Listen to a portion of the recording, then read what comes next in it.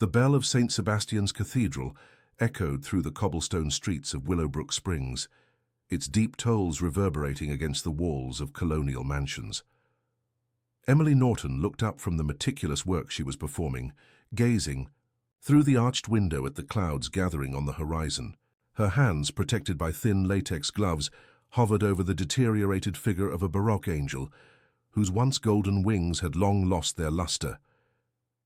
The improvised studio in the old sacristy had been her refuge for almost 5 years. There, surrounded by the aroma of varnish, paints, and ancient wood, Emily found the peace that the outside world insisted on denying her. The thick church walls filtered out the sounds of the city, creating a cocoon of silence where she could focus exclusively on the delicate art of restoration. It was work that required patience, precision, and above all respect for the history that each piece carried in its imperfections. "Are you sure you can finish this by the end of the month, Emily?" Father Joseph's voice echoed through the sacristy, making her start slightly. The elderly priest, with his gold-rimmed glasses and impeccably pressed cassock, approached with hesitant steps. "I'm still not sure, Father. This piece—" Emily paused, running a gloved finger over a particularly deep crack in the angel's face. "It has wounds older than it appears. I'll need to remove several layers of previous restorations before I can begin the real work." The priest nodded, his wrinkled face contracting in concern. "I understand, my child, but we have a collector interested in this particular piece. An important man, you know, the kind who could help our parish significantly."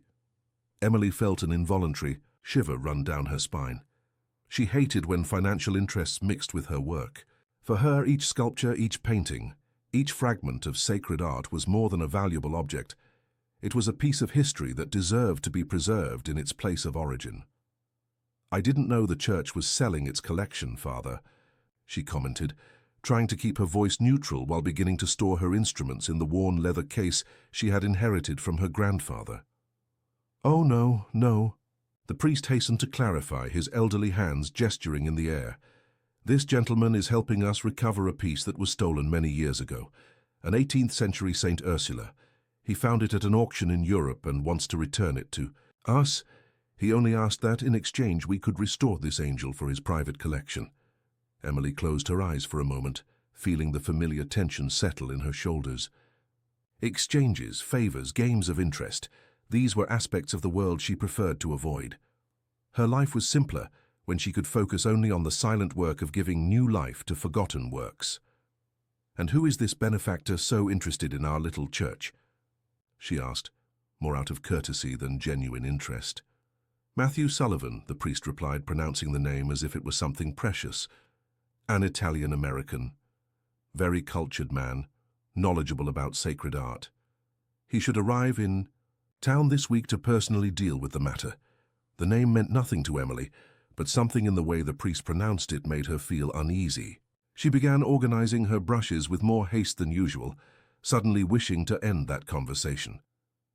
"I imagine you wouldn't mind evaluating the authenticity of St. Ursula when she arrives, would you?" the priest asked, his voice taking on that persuasive tone that religious people seem to naturally master. "Your knowledge would be invaluable in this case." Emily hesitated, her hands stopping mid-movement as she was storing a solvent bottle. Evaluating a potentially stolen piece meant getting involved in issues that went beyond simple restoration. It meant asking questions, investigating provenances, delving into stories that might be better left forgotten. "I don't know if I'm the most suitable person, Father," she began, but was interrupted by a distant thunder. The storm was approaching, and with it, a sense of inevitability that Emily couldn't explain. "You're the best restorer we know, my child. And besides," the priest made a significant pause. "The piece has a special connection to Willowbrook Springs, with some old families from here." Emily looked up, meeting the priest's gaze. There was something in his expression, a mixture of concern and knowledge, that made her shudder. The old families of Willowbrook Springs carried stories like scars, some visible, others carefully hidden beneath layers of respectability and tradition. "I'll think about it," she finally replied, closing her case with a metallic click that echoed through the empty sacristy. As she left the church, Emily felt the First drops of rain touched her face. The sky had completely darkened, and the lights from the old lampposts were beginning to turn on, creating golden halos in the forming mist. The cobblestone streets gleamed as if made of wet glass, reflecting the flickering lights of the mansions. Her apartment was just a few blocks away, in a converted townhouse that still maintained the original Portuguese tiles on the facade. Emily quickened her pace, feeling the rain grow heavier.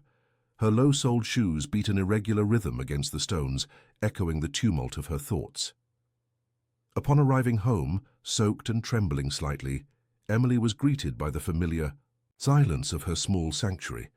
The walls were covered with bookshelves about sacred art and restoration, interspersed with some reproductions of religious paintings she particularly admired. There were no personal photographs, nor objects that could tell stories about her life, exactly as she preferred. While preparing chamomile tea in the small kitchen, Emily couldn't push away thoughts about the conversation with the priest. And Saint-Mao. Ursula, a stolen piece, an Italian collector, old families. These were too many elements for a coincidence, pieces of a puzzle she wasn't sure she wanted to assemble. The phone rang, making her spill a few drops of hot water on the counter. It was her Aunt Martha, the only relative with whom she still maintained regular contact. "Emily, dear, have you heard? There's an Italian staying at the Grand Hotel. They say he's a widower, rich and interested in sacred art. I thought of you immediately." Emily closed her eyes, feeling a fatigue that had nothing to do with the day's work. "Aunt, please. Oh, don't start with your excuses. You can't continue living like a nun without being one.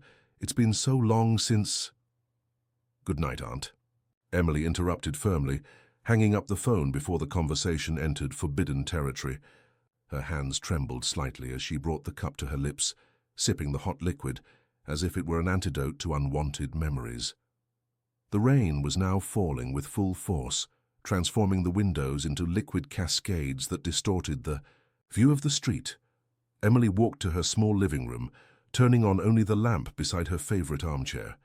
There, wrapped in shadows and protected from the outside world by the sound of the storm, she allowed herself to think about what the priest had said, a stolen Saint Ursula, a connection to the old families, and now a stranger who appeared out of nowhere, carrying promises of solving mysteries that might be better left in the shadows of the past. Emily knew, with a certainty that went beyond reason, that accepting that job would mean more than just authenticating a sculpture.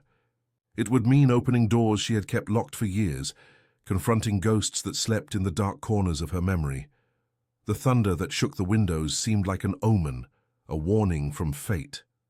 But Emily had already learned, the hard way, that some paths need to be traveled, even when all signs point to danger. After all, wasn't that what she did every day?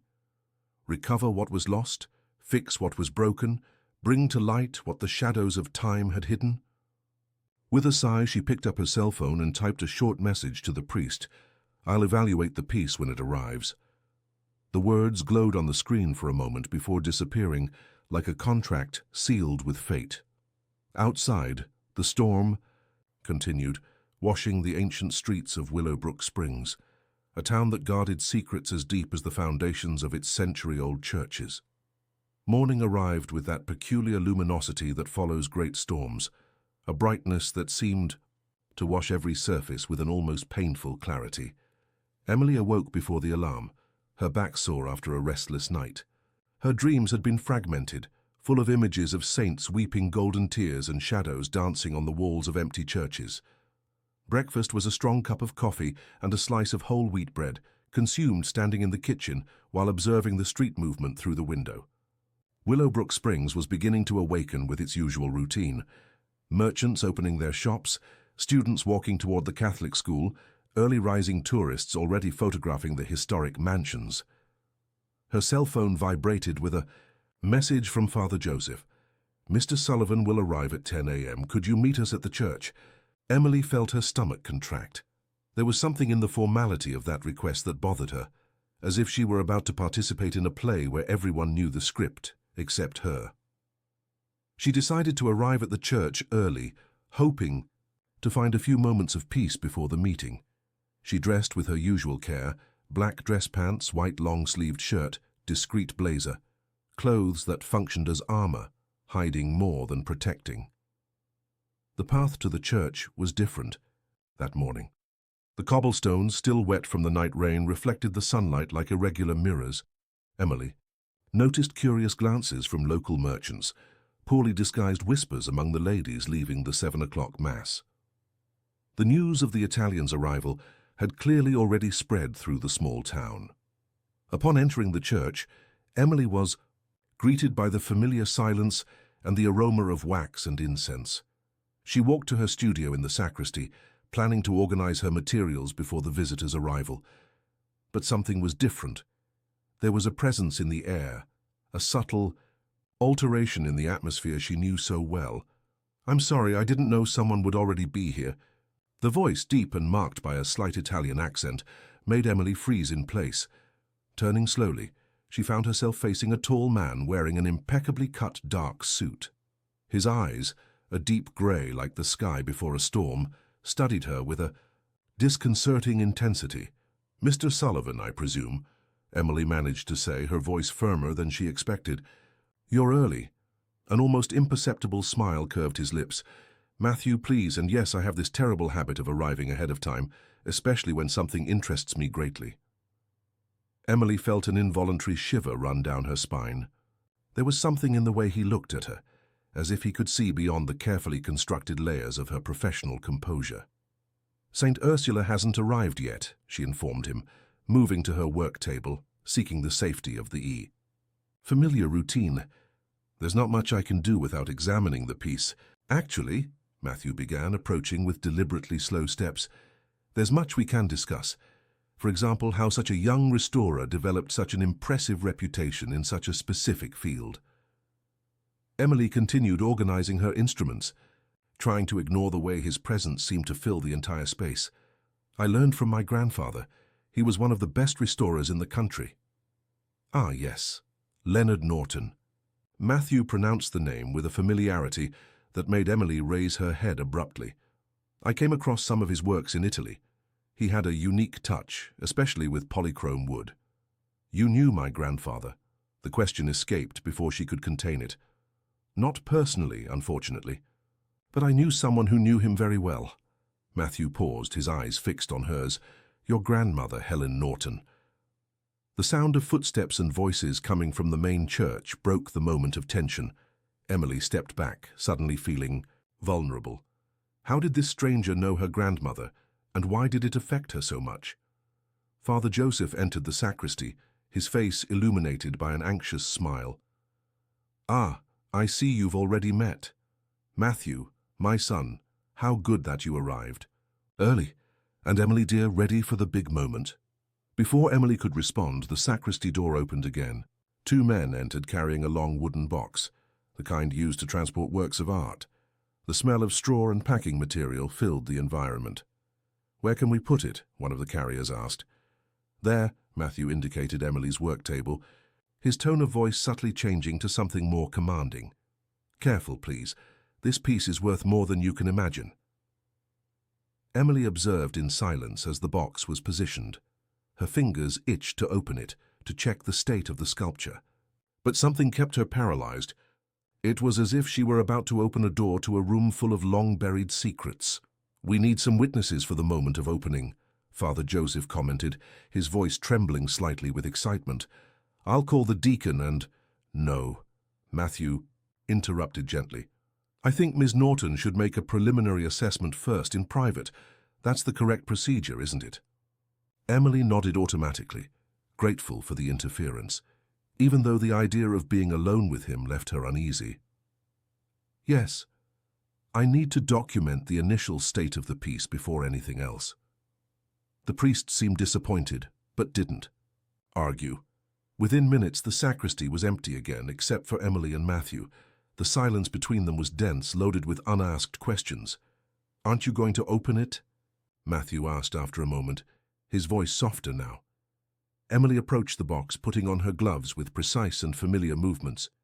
"You still haven't told me how you knew my grandmother. Do you always answer questions with other questions?"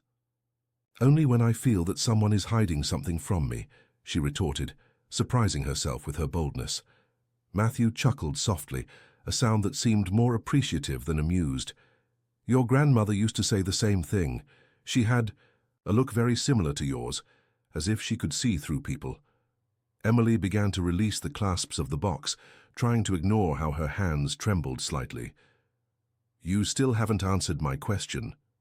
No, I haven't, he agreed, approaching, to observe her movements. But some answers need the right moment to be revealed.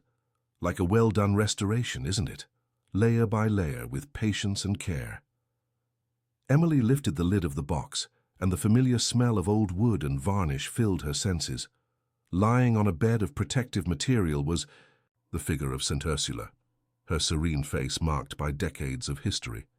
But it was a detail at the base of the sculpture that made her heart stop for a moment. There, almost invisible under layers of dirt and time, was a mark she knew well, the initials LN, the discreet signature her grandfather left on all the pieces he restored. Impossible, she murmured, leaning to examine more closely. What is it? Matthew asked, his voice dangerously close to her ear. Emily straightened abruptly, meeting those grey eyes that seemed to hold as many secrets as the sculpture itself. This piece, my grandfather worked on it. But that doesn't make sense. He never mentioned. There are many things that weren't mentioned, Emily, Matthew said softly. Many stories that were deliberately forgotten. And now perhaps it's time to bring them to light. Another thunder sounded in the distance, announcing another storm approaching. Emily looked through the sacristy window, observing the dark clouds gathering on the horizon. Somehow she knew that her life was about to completely change, as if she was standing on the edge of a precipice, knowing that the only way was forward. "Why are you really here, Mr. Sullivan?" she asked, her voice low but firm. "To fix something. That was broken a long time ago," he answered, his eyes never leaving hers. "Just as you do with your sculptures, sometimes the deepest wounds are those we cannot see." Emily felt a shiver run down her spine, not of fear but of recognition. In his eyes there was a familiar pain, an echo of her own carefully hidden scars. The storm outside was approaching, and with it, the promise of long-kept secrets finally coming to light.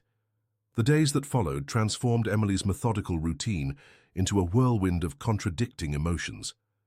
St. Ursula remained in her studio, a silent presence that seemed to observe her with its painted wooden eyes, guarding secrets that were gradually beginning to emerge from the shadows of the past. Emily had established a ritual to examine the piece. Every morning she arrived earlier than usual, when the church was still empty except for the distant echoes of morning prayers.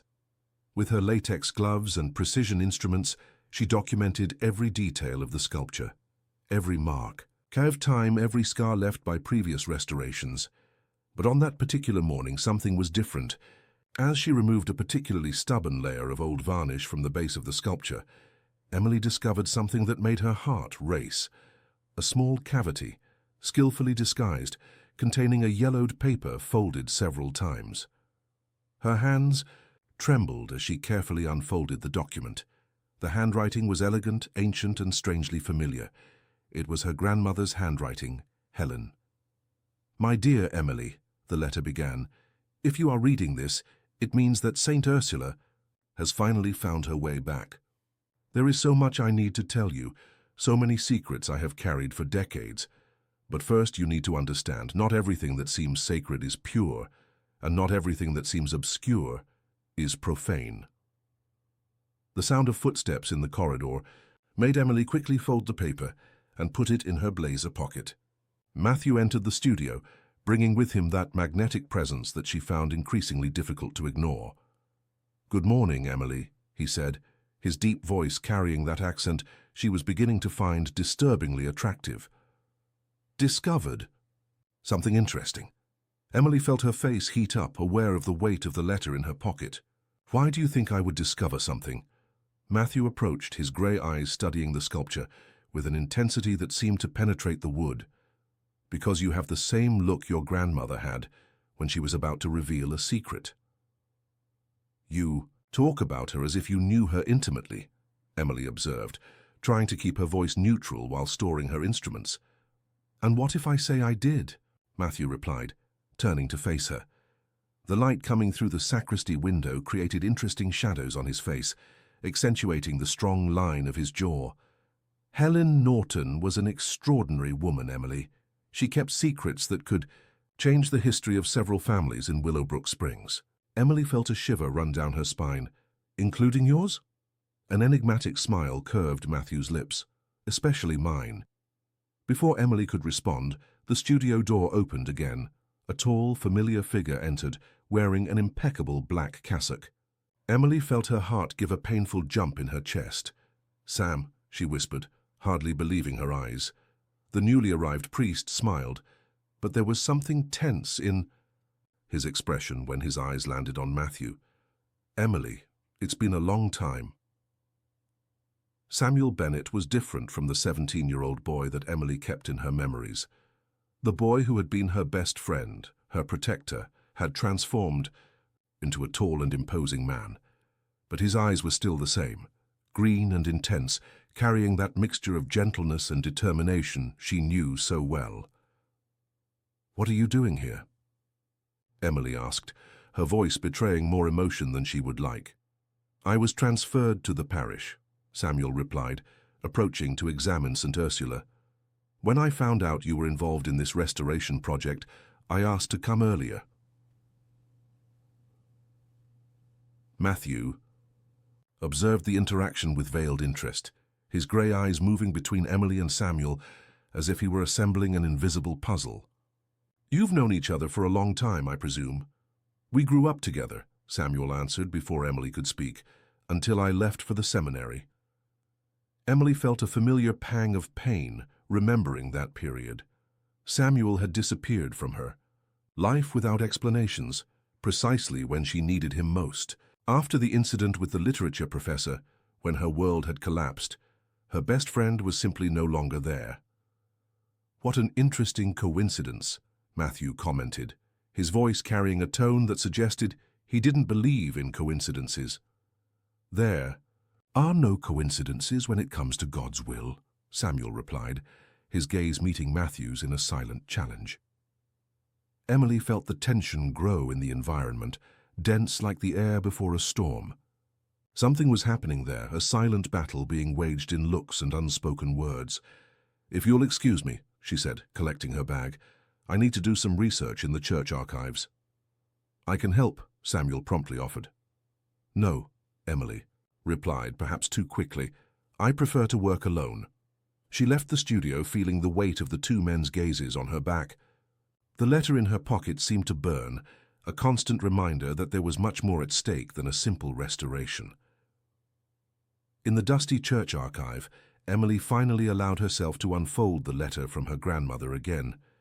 Her hands trembled. As she continued reading, "The grey-eyed man will come looking for the truth, my dear. He carries his own scars, his own guilt. But don't be fooled. Sometimes those who seem most dangerous are the only ones capable of saving us from ourselves." Emily let the paper fall on the table, her mind a whirlwind of questions. How did her grandmother know Matthew? What did she know about him? And why had Samuel chosen precisely this moment to reappear in her life? A distant thunder reverberated through the ancient walls of the church, making the windows tremble slightly. Emily walked to one of them, observing the dark clouds approaching. Outside, the cobblestone streets of Willowbrook Springs seemed different now, as if each corner hid a secret. Each shadow guarded an unrevealed truth. Her cell phone vibrated in her pocket. It was a message from Matthew. "Dinner with me tonight? There are things about your grandmother you need to know." Emily stared at the screen for long moments, her heart beating in an irregular rhythm. Part of her wanted to refuse, stay safe in her carefully constructed cocoon of solitude. But another a part she had kept dormant for so long, yearned for answers. "What time?" she finally replied, feeling as if she were making a pact with destiny. The response came almost instantly. 8 p.m., Grand Hotel. "Don't worry about formal attire. Come as you are." Emily stored the phone, aware that she had just crossed an invisible line. Outside, the storm was approaching, promising to wash the ancient streets of Willowbrook Springs. But some stains she knew were too deep to be removed by rain. While organizing the documents to return to the studio, Emily couldn't help but think about her grandmother's words. Not everything that seems sacred is pure. Looking at the archive, down where she could hear Samuel's footsteps echoing in the corridor, she wondered if her old friend was there to help or to prevent certain truths from coming to light. And Matthew, with his storm-like eyes and his carefully guarded secrets, was he really the danger that Samuel seemed to fear, or the salvation her grandmother had promised? The answer, Emily suspected, was hidden in the layers of history and lies that surrounded St. Ursula, just like the layers of paint and varnish she so carefully removed in her restoration work.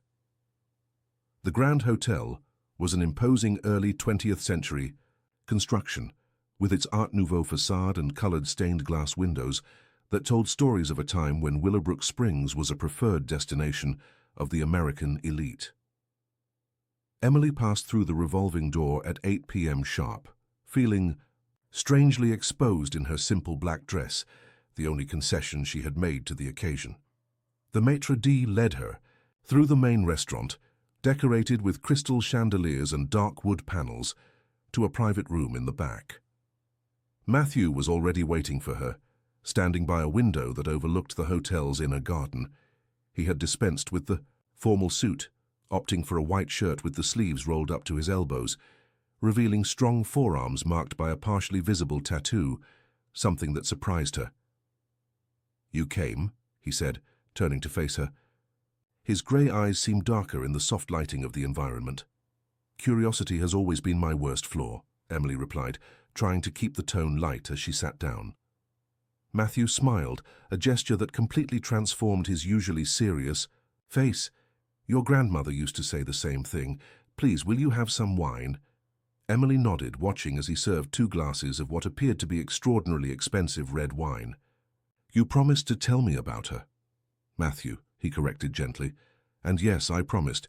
But first we need to establish some basic truths." He sat across from her, his eyes fixed on her face. "What do you know about how St. Ursula disappeared from the church?" "Only what everyone knows," Emily replied, taking a small sip of wine to buy time. "It was stolen in the 80s during a church renovation." "And what if I told you it wasn't a theft?" Matthew leaned forward, his voice lowering to almost a whisper. "And what if I told you it was your grandmother who organized the disappearance of the piece?" Emily felt the wine turn bitter in her mouth. "That's impossible. My grandmother was an extraordinary woman who would do anything to protect her family," Matthew completed, "including hiding a sacred art piece for decades."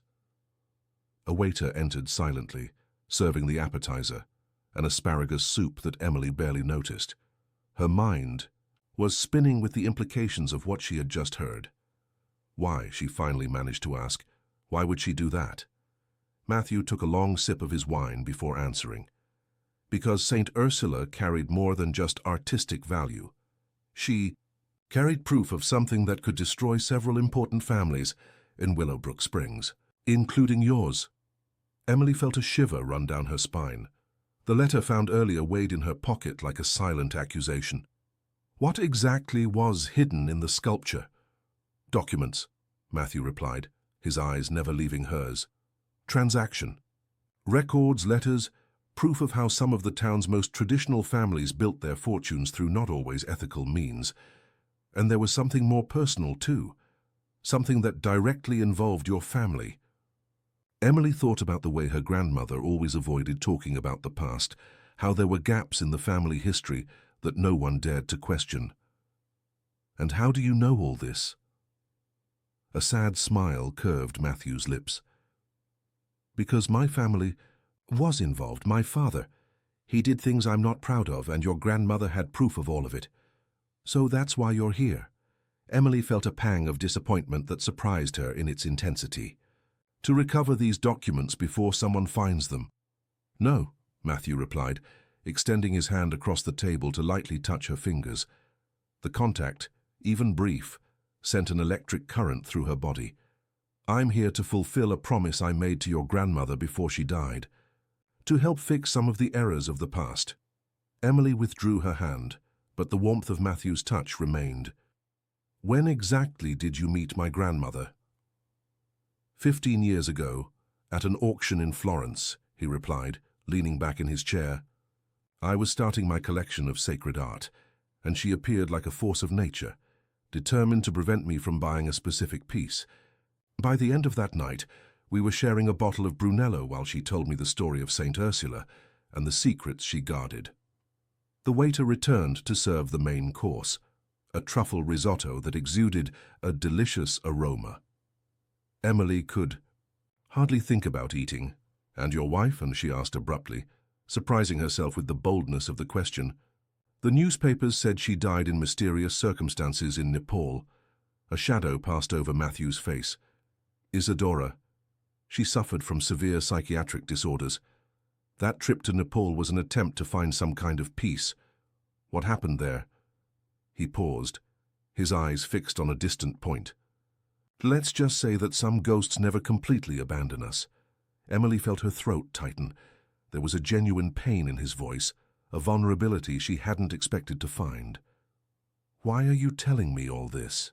she asked softly. Matthew turned, his eyes to her, and there was something in his gaze that made her heart race. "Because you deserve to know the truth. Because your grandmother trusted me to help fix the errors of the past. And because—" He paused, carefully choosing his words. "Since I first saw you in that sacristy, I can't think of anything else besides how your eyes seemed to guard the same secrets that hers did." A distant thunder broke the moment of tension between them. Emily looked through the window, seeing that another storm was approaching. It seemed that the weather in Willowbrook Springs was conspiring to create the perfect atmosphere for dramatic revelations. "There's something I need to show you," she said finally, removing the letter from her pocket. "I found this today at the base of the sculpture." Matthew took the paper carefully, his eyes scanning the words written by Helen's hand. When he finished reading, his face had paled slightly. "She knew," he murmured. "She knew I would come." "What else did she know?" Emily asked, unable to contain her curiosity. Matthew carefully folded the letter and returned it. "That's something we'll have to discover together. But Emily—" He leaned forward again, his voice lowering to a more intimate tone. "You need to be careful. Not everyone in Willowbrook Springs will be happy when the truth starts to come out." "Are you talking about Samuel?" "Among others," Matthew replied vaguely. "There are powerful people who prefer certain secrets to remain buried." Emily felt a shiver run down her spine. Outside, the first drops of rain began to fall, creating hypnotic patterns on the hotel's stained glass windows. "Why do I have the feeling that this is just the tip of the iceberg?" she murmured, more to herself than to him. Matthew smiled, that enigmatic smile that seemed to hide 1,000 secrets.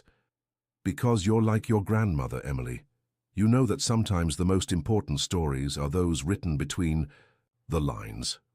When she left the hotel later that night, protected from the rain by the umbrella that Matthew had insisted on lending her, Emily knew she had crossed a point of no return. His scent was still in her nostrils, a mixture of sandalwood and something more primitive, more dangerous. And in her pocket, her grandmother's letter seemed to pulse with promises of revelations that could change everything she thought she knew about her family, about her town, and about herself. The morning brought with it a dense fog that covered the cobblestone streets of Willowbrook Springs like a ghostly veil. Emily woke before the alarm, her hands still tingling with the memory of Matthew's touch the night before. His umbrella was leaning against the wall near the door, a silent presence that seemed to watch her knowingly. She decided to arrive at the church early, needing time alone with Saint Ursula and her secrets. The path through the empty streets was like crossing a world suspended in time, where the shadows of the colonial mansions seemed to guard century-old secrets in their thick walls. Upon entering the sacristy, however, Emily realized she wasn't alone. Samuel was there, kneeling before the sculpture, his hands crossed in prayer. There was something disturbing about his posture, a tension that didn't match the act of devotion. "You shouldn't be here alone with the peace," Emily said, her voice firmer than she felt. Samuel rose with a feline grace she didn't remember him possessing. "And you shouldn't be dining with men like Matthew Sullivan." The comment hit her like a slap. "Did you follow me?" "I didn't need to," he replied, turning to face her. "People talk in this town, especially when a single restorer dines alone with—" a millionaire widower in the private salon of the Grand Hotel. Emily began to put on her work gloves, trying to control the anger growing in her chest. I didn't know my personal life was church business. I'm not speaking as the church, Emily. Samuel approached, his incense perfume and something more, acrid, invading her personal space. I'm speaking as someone who's known you forever, as someone who cares. Cares? Emily laughed, a bitter sound that echoed through the sacristy. You disappeared for years, Samuel, without a word, without an explanation, when I needed you most. I know, he interrupted her, his voice softening, and there isn't a day I don't regret it. But there were reasons, Emily, reasons that are connected to everything that's happening now. Emily stopped organizing her instruments, turning to him. What reasons? Samuel ran his hand through his dark hair, a gesture of frustration she remembered from his adolescence. Your grandmother, she sought me out on the eve of my departure for the seminary. She told me things, Emily, things about your family, about the Sullivans, about secrets that should remain buried. And you ran away? No, he replied, his intense green eyes fixed on hers. I was sent to prepare, to learn, to one day be able to return and help protect you when necessary. Emily felt the world spin slightly under her feet. Protect me from what? From men like Matthew Sullivan, Samuel said, his voice carrying a dark conviction. Men who seem to carry redemption in their hands, but bring destruction in their hearts. Before Emily could respond, a noise at the door interrupted them. Matthew was standing there, his face a mask of studied control, but his grey eyes were shining with something dangerous. I hope I'm not interrupting anything, he said, his voice carrying a tone that made the hairs on the back of Emily's neck stand up. Actually, I was just leaving, Samuel replied, straightening his cassock. As he passed by Emily, he whispered, Be careful what you look for. Some truths are like poison. The silence that followed Samuel's exit was dense enough to be cut with a knife. Emily turned her attention to St. Ursula, but she could feel Matthew's gaze burning into her back. He's right, you know, Matthew finally said, his voice softer now, about some truths being poisonous. Emily turned to face him. And about you being dangerous? A sad smile curved his lips. Especially about that.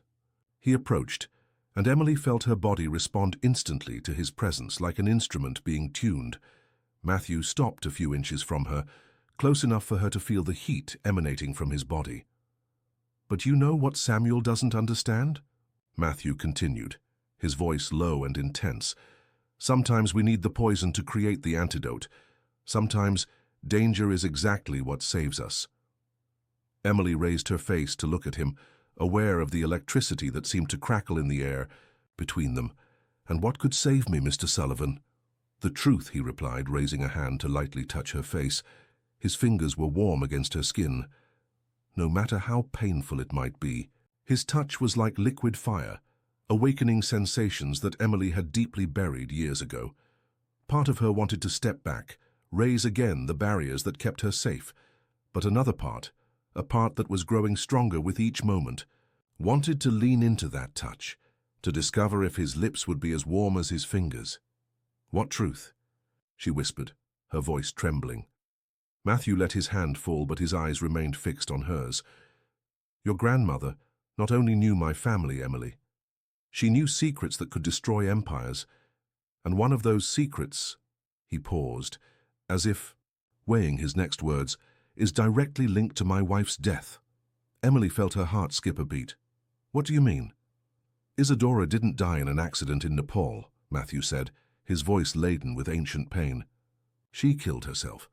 But before that she left a letter that mentioned Helen Norton and a secret she had discovered, a secret that involved our families in a way no one could imagine. Emily staggered slightly, and Matthew held her by, the arms stabilizing her. The contact sent waves of heat through her body, even through the layers of clothing. Why are you telling me this now? Because I need you to trust me, he replied, his fingers lightly squeezing her arms. Because what we're going to discover in the coming days might change everything. And because, he leaned closer, his warm breath against her face. "Since I first saw you, I can't think of anything else besides how your eyes seem to see through all my defenses." The moment was interrupted by the sound of footsteps in the corridor. Emily quickly moved away, her heart beating like a wild bird in her chest. Matthew stepped back too, but his eyes remained fixed on her with an intensity that made her tremble. "Tonight," he said softly, "come to my house. There's something I need to show you." Emily knew she should refuse, that she should listen to Samuel's warnings, the voices in her own head screaming about danger and self-preservation. But when she opened her mouth to say no, what came out was, "What time?" "At 9, Matthew replied, a smile appearing on his lips. "And Emily, come prepared to face some ghosts." After he left, Emily turned to St. Ursula, her eyes meeting those of the saint sculpted in wood. There was something in the serene gaze of the statue that seemed to know all the secrets of the universe. "What are you hiding?" Emily murmured, running her fingers over the base of the sculpture where she had found the letter. "What truths do you guard in your centuries of silence?" Outside, the fog was beginning to dissipate, revealing a sky of intense blue that promised another day of heat in Willowbrook Springs. But inside Emily's chest, a storm was just beginning to form. Matthew's house was on the outskirts of Willowbrook Springs, a modern construction that seemed to challenge the colonial architecture of the town. All in glass and steel, it rose on top of a hill, offering a panoramic view of the lights that dotted the historic town below. Emily parked her car at 9 o'clock sharp, her heart hammering against her ribs. She had chosen a simple black silk dress, not because she wanted to impress, she told herself, but because the occasion seemed to demand something more than her usual work clothes. The door opened before she could ring the bell. Matthew was barefoot, wearing dark pants and a white shirt with the sleeves rolled up. The casualness of his appearance made him even more disturbing than his impeccable suits. "You came," he said, a soft smile curving his lips. "Did you doubt it?" "No," he replied, stepping aside for her to enter. "You're like your grandmother. Curiosity always wins over fear." The interior of the house was surprising. Instead of the cold minimalism that the facade suggested, Emily found herself in a welcoming environment, with walls covered in sacred art and antique furniture that seemed to tell stories of centuries past. "Not what you expected?" Matthew asked, noticing her surprised look. "Nothing about you is what I expect," Emily replied before she could stop herself. Matthew laughed softly, a sound that sent shivers down her spine. "Come, I want to show you something." He guided her through the house to a library on the second floor. The aroma of old books and leather enveloped her as soon as they entered. One of the walls was entirely made of glass, offering a hypnotic view of the illuminated town below. "Will you have some wine?" he offered, moving to a small bar in the corner. "Better not," Emily replied. "I need to keep my head clear for whatever you want to show me." Matthew nodded, appreciating her caution. Instead of serving the wine, he walked to a bookshelf and removed an old leather folder. "This," he said, placing the folder on a dark wooden table, "belonged to your grandmother." Emily felt her hands tremble when she touched the worn leather. "How did you get this?" "She gave it to me," Matthew replied, sitting beside her, too close. "The last time we met, 3 months before she died." Emily opened the folder carefully. Inside were old documents, yellowed photographs, newspaper clippings. Her eyes were immediately drawn to one photograph in particular, her grandmother, much younger, next to a man who looked strikingly like Matthew. "My father," he explained, his voice low and intense. "Anthony Sullivan, the man who destroyed more lives than you can imagine." Emily studied the photograph. There was something in the man's gaze that disturbed her, a predatory gleam that contrasted with her grandmother's serene smile. "What did he do?" Matthew rose abruptly, walking to the window. For a moment he stood there, a dark silhouette against the lights of the town. "He used his position in the church to manipulate people," he finally said, "especially vulnerable women. He seduced them, blackmailed them, destroyed them, and then used the family money to silence anyone who dared to speak." Emily felt her stomach turn. "And my grandmother, she found out." Matthew turned to face her, his grey eyes shining with a fierce intensity. She gathered evidence, documents, testimonies, but before she could expose everything, something happened, something that made her change her mind. What? Matthew sat down beside her again, even closer now. She discovered that one of his victims was pregnant, and that this woman— he paused, his eyes fixed on hers— was your mother, Emily. The world seemed to stop for a moment. Emily felt the air leave her lungs as if she had been punched. "No," she whispered, "this can't be true." "That's why St. Ursula is so important," Matthew continued, his voice gentle despite the harshness of the revelations. "Your grandmother hid the evidence inside her, documents that could expose not only my father's crimes, but also the truth about your origin." Emily stood up in a sudden movement, her legs trembling. "Why are you telling me this? Why now?" Matthew stood up too, approaching her with the caution of someone approaching a wounded animal. "Because you deserve to know the truth.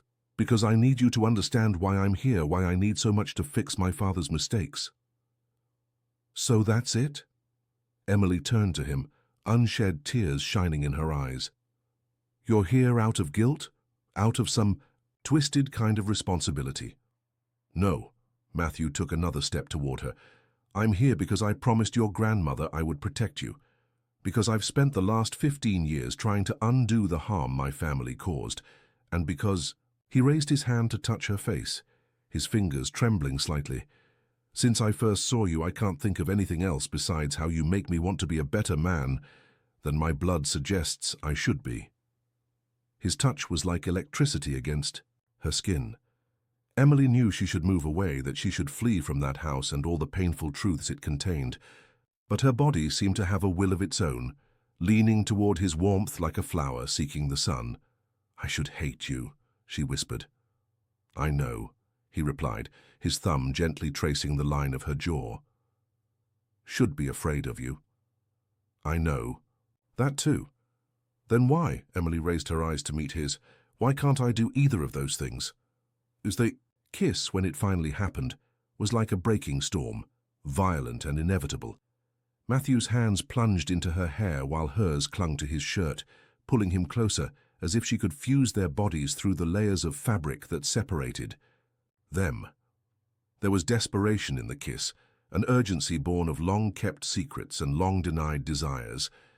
Emily tasted wine on his lips, the roughness of his stubble against her skin, the heat of his body pressed against hers. When they finally separated, breathless, Emily realized she was trembling, not from fear as she expected, but from something deeper, more dangerous. "This is madness," she whispered against his lips. "Yes," Matthew agreed, his hands still entangled in her hair, "but sometimes madness is the only path to sanity." A distant thunder reverberated through the glass walls, announcing yet another of the frequent storms in Willowbrook Springs. But Emily barely noticed it, lost as she was in the stormy grey of Matthew's eyes and the promise of redemption they seemed to offer. The rain was falling in dense curtains when Emily left Matthew's house, her body still vibrating with the memory of the kiss, her mind a whirlwind of contradicting emotions. The way back to her apartment seemed longer, as if the entire town had expanded during those hours in the library. She had barely arrived home when her cell phone vibrated with a message from an unknown number. "Church crypt now. I need to show you something before it's too late." Emily recognized the urgency in the message as being from Samuel, even without his identification. Part of her wanted to ignore it, still intoxicated by the taste of Matthew's lips, by the revelation of her origins, by the intensity of that night. But there was something in the tone of the message that alarmed her. The church was silent when she arrived, its heavy doors creaking softly as they opened. The sound of her footsteps echoed against the ancient walls as she headed to the entrance of the crypt, a part of the church that few knew and even fewer frequented. Samuel was waiting for her at the foot of the stone staircase, a lantern in hand casting unsettling shadows on the damp walls. "You took your time," he said, his voice tense. "What is so urgent that it couldn't wait until tomorrow?" In response, he merely gestured for her to follow him, They descended deeper into the crypt, passing by ancient niches where the remains of long-forgotten religious figures lay. The air was heavy with the smell of earth and time. "Your grandmother showed me this the night before I left for the seminary," Samuel said, stopping in front of an apparently solid wall. With precise movements, he pressed a sequence of bricks, revealing a small hidden cavity. Emily held her breath as he removed a package wrapped in ancient fabric. "What is this?" "The real reason why St. Ursula disappeared," he replied, carefully unrolling the fabric. Inside was an old record book and a yellowed envelope. "Your grandmother didn't entrust this to Matthew Sullivan," Samuel continued, his voice laden with bitterness. "She left it here, with me, because she knew he would never look in the church. The most obvious place is sometimes the safest hiding spot." Emily took the book with trembling hands. The pages were filled with her grandmother's elegant handwriting, meticulous records of names, dates, and events dating back decades. "Read," Samuel instructed, pointing to a specific entry. "March 12th, 1985, Emily began to read aloud. "Anthony Sullivan visited the church today. What he doesn't know is that I installed a recording system in the confessional. What he revealed," her voice faltered as she continued reading, "what he did to those women, to Maria, my own daughter." "Continue," Samuel gently insisted. "He seduced her, promised marriage, eternal love. When he discovered the pregnancy, he offered money for an abortion. When she refused, he threatened to destroy our family. It was then that I realized, Saint. Ursula wasn't just a work of art. She was a silent witness to decades of crimes." Emily closed the book abruptly, feeling nauseous. "Why are you showing me this now?" "Because Matthew is no different from his father," Samuel replied, his green eyes shining in the faint light of the lantern. "He's here to destroy the evidence, not to expose it. His wife's death wasn't an accident or suicide, as he claims." "What are you talking about?" Samuel removed a photograph from the envelope. In it, a young and beautiful woman smiled at the camera, her dark eyes shining with life. "This is Isadora Sullivan, or rather, that was her married name. Her maiden name was Isadora Norton." Emily felt the world spin. "Norton? Your second cousin," Samuel confirmed. "Daughter of another victim of Anthony Sullivan. She discovered the truth about her own origin, just like yours. She was about to expose everything, when she had an accident during a trek in Nepal." "No," Emily stepped back, her mind refusing to process what she was hearing. "Matthew wouldn't do that. He told me about Isadora, about her psychiatric problems." "A convenient story," Samuel said bitterly. "Just as it's convenient for him to appear now, when the last documents that could prove the Sullivans' crimes are about to come to light." The sound of footsteps above them made them freeze. Emily looked at the crypt staircase, her heart hammering against her ribs. "There's one more thing you need to see," Samuel whispered, removing a final document from the envelope. "Isadora's real suicide letter, not the version the police received, but the one she managed to send to your grandmother before she died." Emily took the paper with trembling hands, recognizing the feminine and desperate handwriting. "Dear Aunt Helen, when you read this, I will probably already be dead. Matthew discovered that I know about everything, about his father, about the women, about Emily. He is not the man he pretends to be. The facade of redemption hides the same monster his father was. Don't let him get close to Emily. He will use the same game he used with me. Guilt, seduction, promises to fix the errors of the past. But in the end, he is a Sullivan, and the Sullivans protect their secrets with blood. With love, Isadora." Emily felt her legs weaken. Samuel held her before she fell, his strong and familiar arms offering a support she wasn't sure she deserved. "The kiss," she whispered, more to herself than to him. "In the library. He planned everything." "Emily," Samuel began, but was interrupted by the distinctive sound of footsteps approaching the entrance to the crypt. "Miss Norton." Matthew's voice echoed through the stone walls, sending shivers down her spine. "Father Joseph said he saw you entering the church. We need to talk." Samuel quickly turned off the lantern, pulling Emily into a niche in the shadows. She could Feel his heart beating against her back, his hot breath on her neck as they hid. Matthew's footsteps slowly descended the stairs, deliberately. The light from his own lantern danced on the walls, creating shadows that seemed like creatures writhing. In the darkness, Emily, his voice was closer now, carrying that seductive tone that just a few hours ago had made her entire body vibrate with desire. I know you're here. I can smell your perfume. Emily closed her eyes, fighting against the tears that threatened to fall. How had she been so foolish? How had she allowed him to seduce her so easily, even after all the warnings? You don't need to hide from me, Matthew continued, his voice now dangerously close. Whatever Samuel has shown you, I can explain. There's always more than one version to every story. Samuel's arm tightened around her waist in a silent warning when the footsteps stopped just a few meters from their hiding place. Emily could see Matthew's silhouette through the penumbra, his relaxed posture contradicting the tension in his voice. It's funny, he said, an audible smile in his words, how history sometimes repeats itself.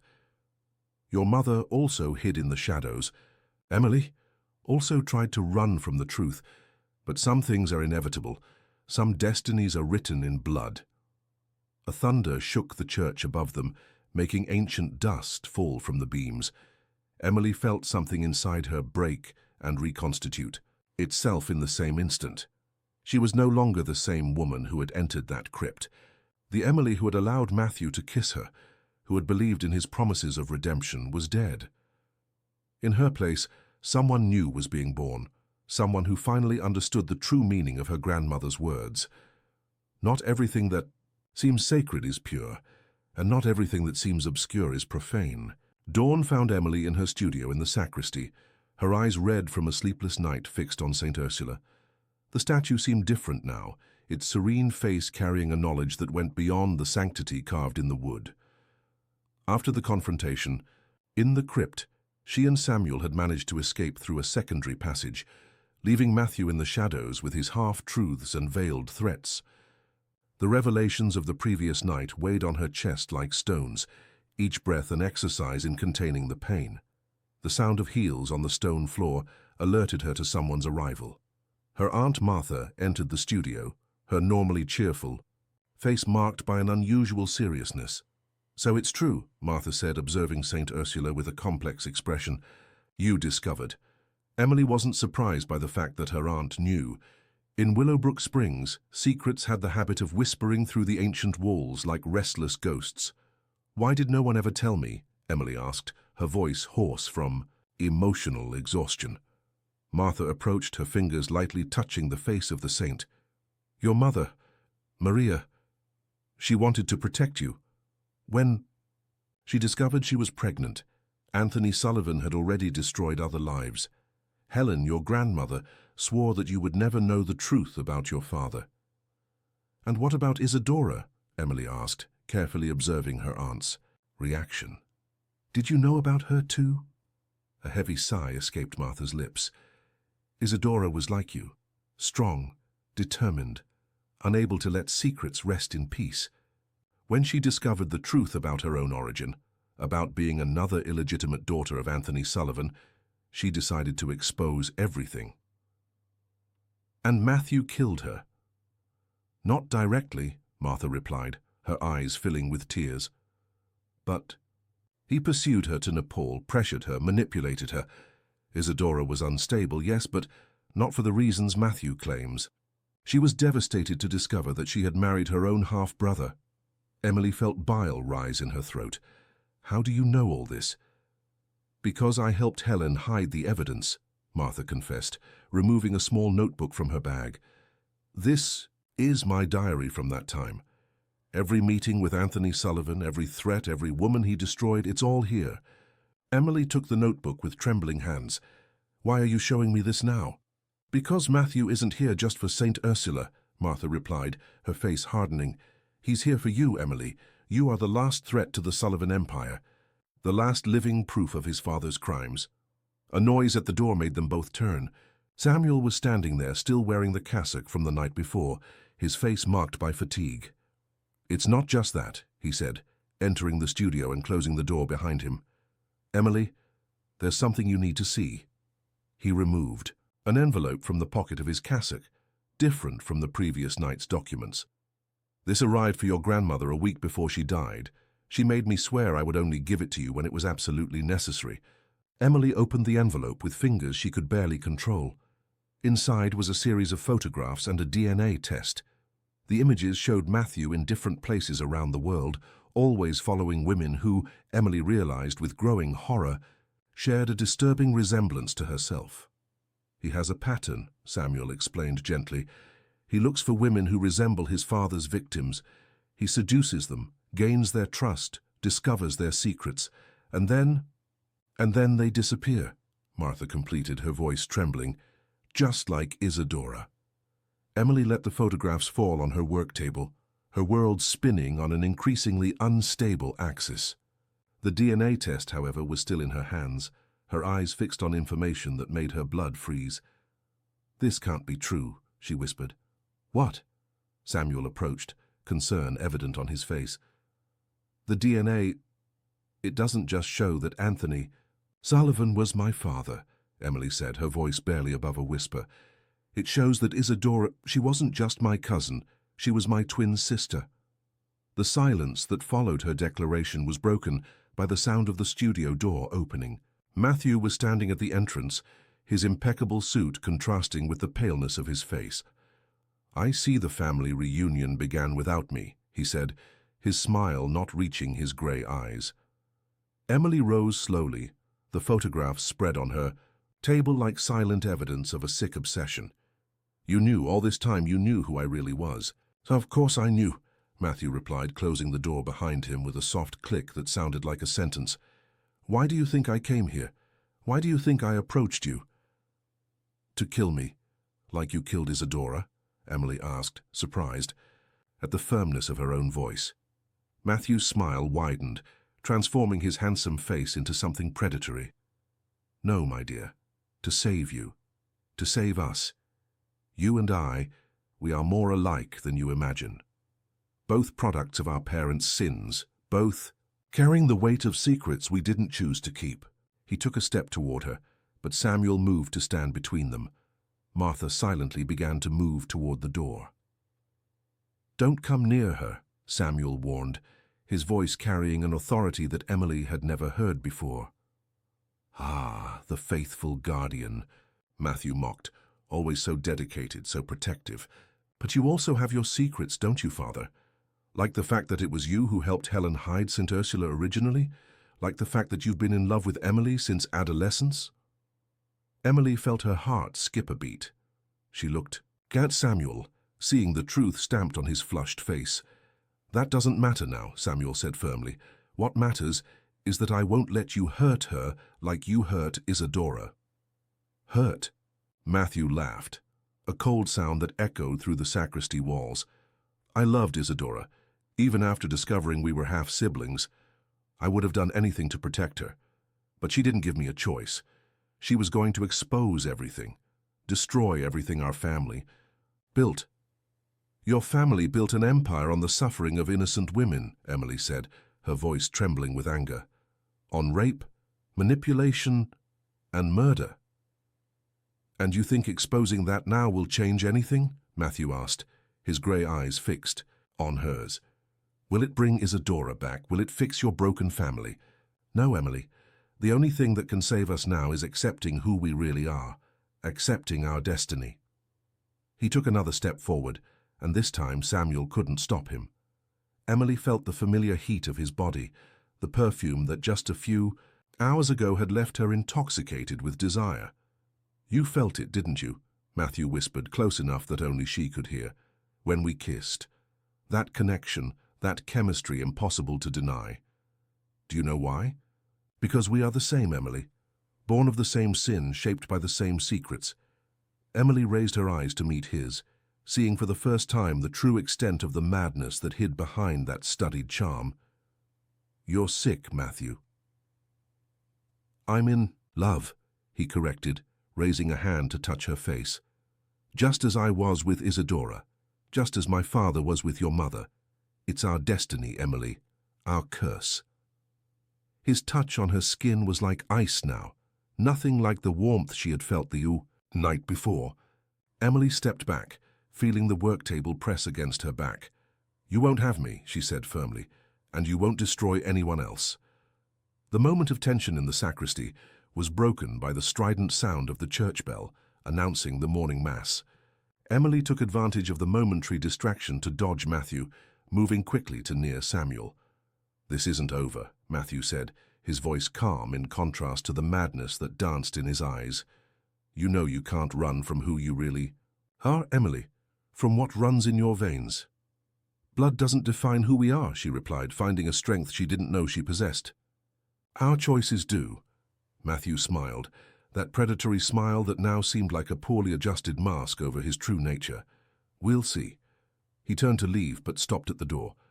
"Oh, and Emily? That cavity in the base of St. Ursula, it's not the only one your grandmother used to hide secrets." After he left, Emily felt her legs weaken. Samuel held her before she fell, guiding her to a chair. Martha quickly closed the door. Her breathing accelerated.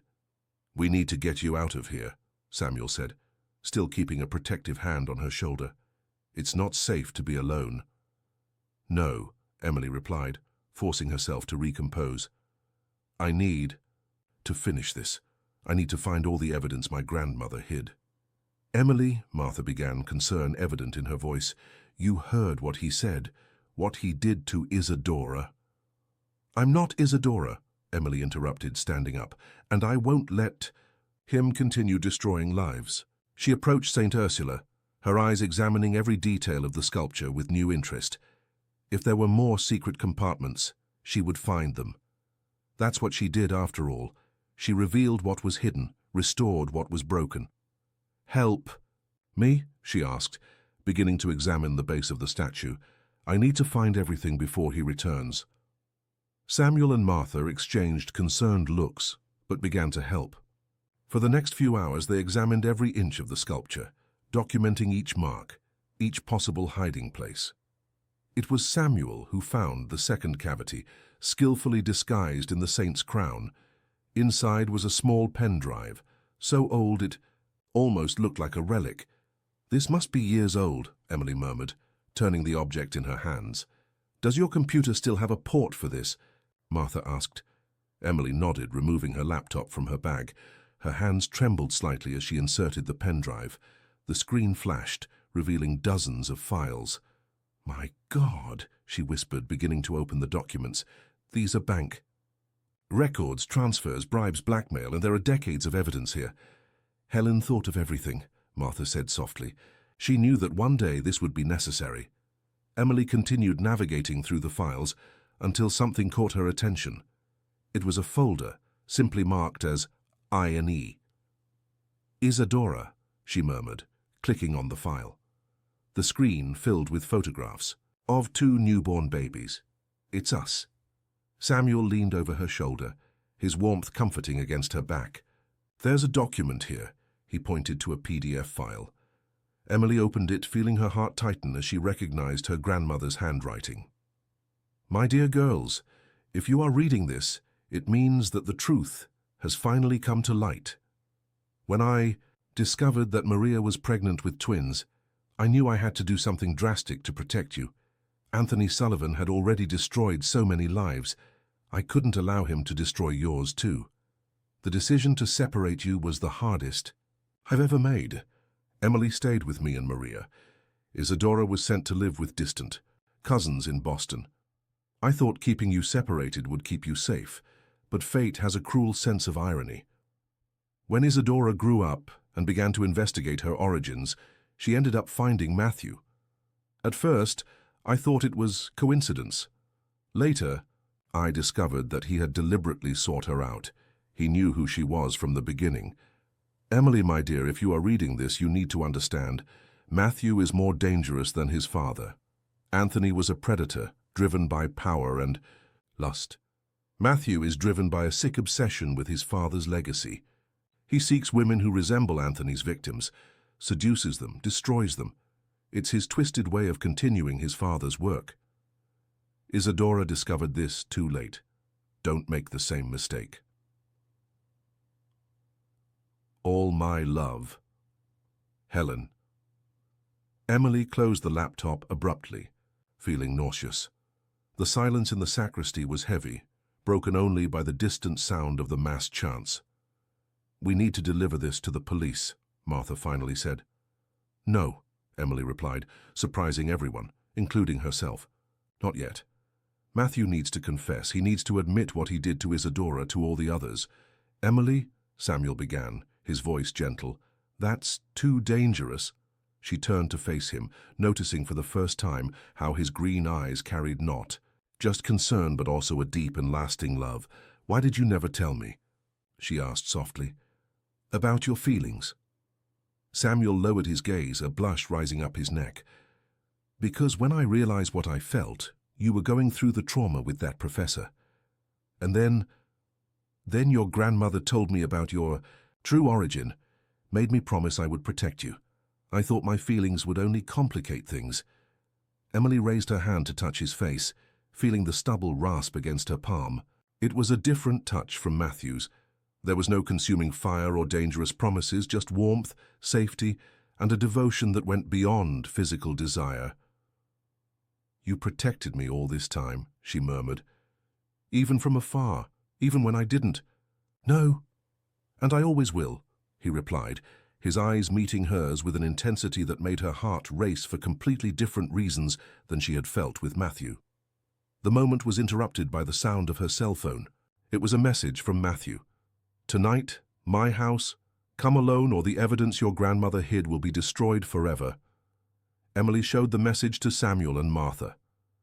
"You can't go," Samuel said immediately. "It's a trap."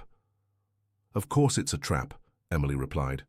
"But it's also our only chance to make him confess, to get justice for Isadora, for all the others." "Then I'm going with you," Samuel declared. Emily shook her head. "No. He needs to believe I'm alone. But—" She hesitated, looking at Saintine. "Ursula, I'm going to need your help to prepare something." Martha frowned. "What are you planning?" A determined smile curved Emily's lips. "I'm going to give Matthew exactly what he wants. A Norton willing to accept her destiny, her blood, her nature." She turned to Samuel. "But first, I need you to teach me everything you know about the recording systems my grandmother used in the church." Outside, the bell rang again, marking the end of the Mass. Emily looked through the sacristy window, observing the faithful leaving the church. Normal people, living normal lives, with no idea of the secrets and sins that ran like underground, rivers beneath the ancient streets of Willowbrook Springs.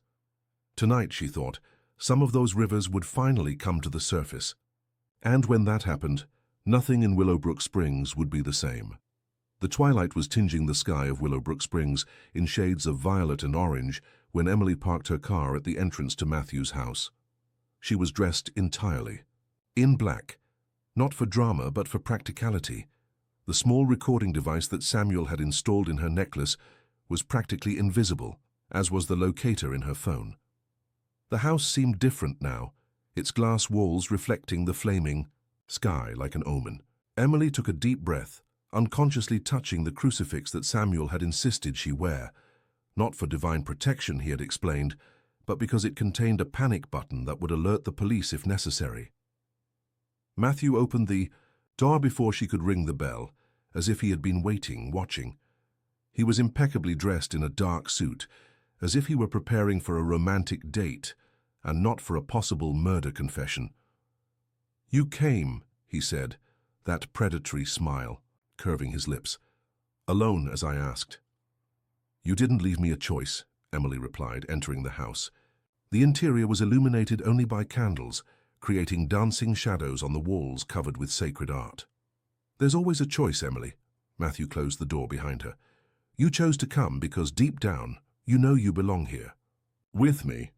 Emily turned to face him, forcing herself to maintain eye contact. "Like Isadora belonged." A dangerous gleam passed through his eyes. "Isadora was complicated. She didn't understand what we were trying to build." "And what exactly was that?" Matthew approached, serving 2 glasses of red wine from an already open bottle. "A dynasty. A way to transform the blood-stained legacy of the Sullivans into something more refined." Emily accepted the glass but didn't drink. By marrying your own sister. Half-sister, he corrected, as if that made any difference. And it wasn't about that. It was about control, about keeping the family's secrets protected. He took a step toward her. As I intend to do with you. By killing me, like you killed Isadora. Matthew laughed, a sound that sent shivers down her spine. I didn't kill Isadora, Emily. She killed herself. I just helped her realize it was the only option. How? By showing her the consequences of exposing the truth. He took a sip of wine, his eyes never leaving hers. The scandal would destroy not just the Sullivans, but all the traditional families of Willowbrook Springs. Jobs would be lost, reputations destroyed, lives ruined. She couldn't live with that guilt. Emily felt bile rise in her throat. So you pursued her to Nepal, cornered her. I followed her because I loved her, Matthew interrupted, an almost dreamy expression on his face. Even after discovering, we were siblings, maybe even more after that. There was something poetic about the idea, like in the ancient Greek tragedies. You're sick, Emily whispered, stepping back. No, I'm realistic, he advanced, eliminating the distance between them. The world isn't ready for certain truths, Emily. Some stories need to remain in the shadows. Like the other women? She asked, praying that the microphone was capturing everything. The ones who resembled your father's victims? A cruel smile curved Matthew's lips. Ah, so you saw the photographs. Yes, there were others, also beautiful, so broken, like flowers waiting to be harvested. And you killed them too. Vanished. It's surprising how easy it is to make someone disappear when you have enough money and connections. Emily felt her legs tremble but forced herself to remain firm. Why? Because it was what my father would have done, Matthew replied, his eyes shining with a feverish light. He destroyed these women through sex, manipulation, violence. I save them. I give them an ending worthy of a romantic tragedy. He raised his hand to touch her face, and Emily fought against the impulse to step back. As I intend to do with you, my dear sister. The term made her stomach turn, but she maintained her composure. And what if I said I want that? That I understand now? Matthew tilted his head, studying her with renewed interest. You understand? Yes, Emily forced herself to take a step toward him, ignoring the disgust she felt. We are products of the same sin, aren't we? Maybe it's our destiny. A triumphant smile illuminated his face. I knew it. From the moment I saw you in that sacristy, I knew you would eventually understand. He leaned in to kiss her, and Emily closed her eyes, remembering the plan. She needed to keep him talking, needed more confessions. The sound of breaking glass interrupted them. Emily opened her eyes to see Samuel standing at the entrance to the library, an expression of fury on his usually serene face. Get away from her, he ordered, his voice carrying an authority that Emily had never heard before. Matthew didn't. Step back. Instead, he pulled Emily against his chest, one hand squeezing her arm hard enough to hurt. Ah, the priest in love comes to rescue his beloved. How predictable. It's over, Matthew. Samuel took a step forward. The police are on their way. We have your confession recorded. A cold laugh escaped Matthew's lips. Confession? Of what? Of loving my sisters more than I should. Of wanting to protect my family's legacy. Of murder, Emily said firmly, trying to free herself from his grip. Of stalking, of manipulation. Prove it, Matthew whispered in her ear, his voice dangerously soft. Prove they weren't all romantic tragedies, tragic accidents, suicides caused by disturbed minds. The sound of sirens in the distance made his grip tighten even more. Emily could feel his heart beating against her back, too fast, like that of a cornered animal. You're not going anywhere, Samuel said, taking another step toward them. What happened next was too fast for Emily to process completely. Matthew pushed her hard, making her collide with a bookshelf. When she recovered from the impact, she saw that he had drawn a gun from inside his jacket. Always so noble, father, Matthew mocked, pointing the gun at Samuel. always trying to save everyone. But some people don't want to be saved. Some people—" He cast a significant look at Emily. "Are born to embrace darkness. You're wrong," Emily said, her voice trembling but firm. "We choose who we want to be. Blood doesn't define our destiny." "No?" Matthew laughed, a sound that seemed broken, shattered. "Then why did you come here today? Why did you risk yourself knowing who I am, what I did to Isadora?"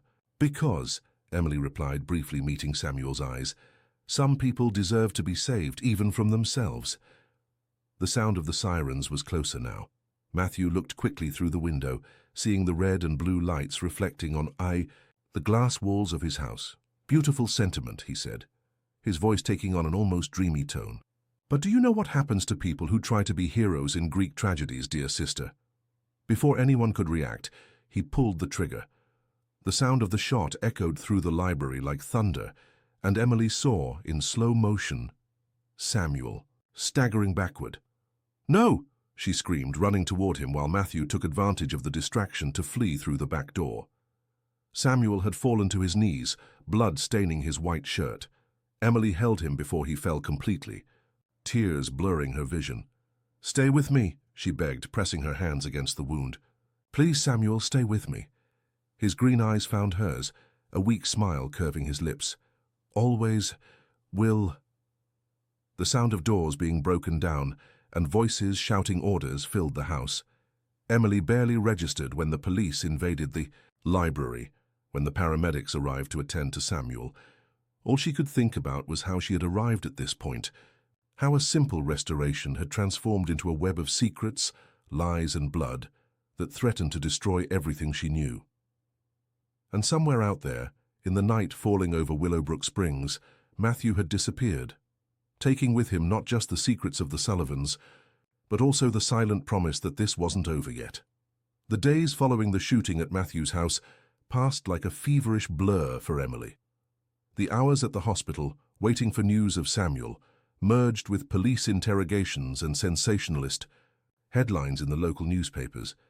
The Sullivan empire was crumbling, its secrets exposed like open wounds under the merciless sun of Willowbrook Springs. Samuel had survived the surgery, but remained in a delicate state. Emily divided her time between the hospital and the church, where St. Ursula still waited, silent and imposing, perhaps guarding more secrets than they had discovered so far.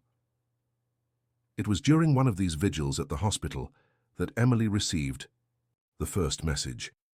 "Do you really think it's over, dear sister? Some blood ties are too strong to be broken."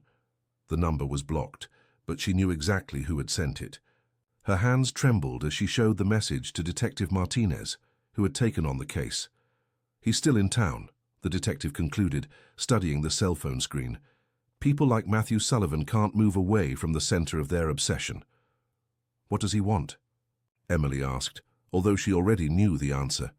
"Use," a weak voice answered from the hospital bed.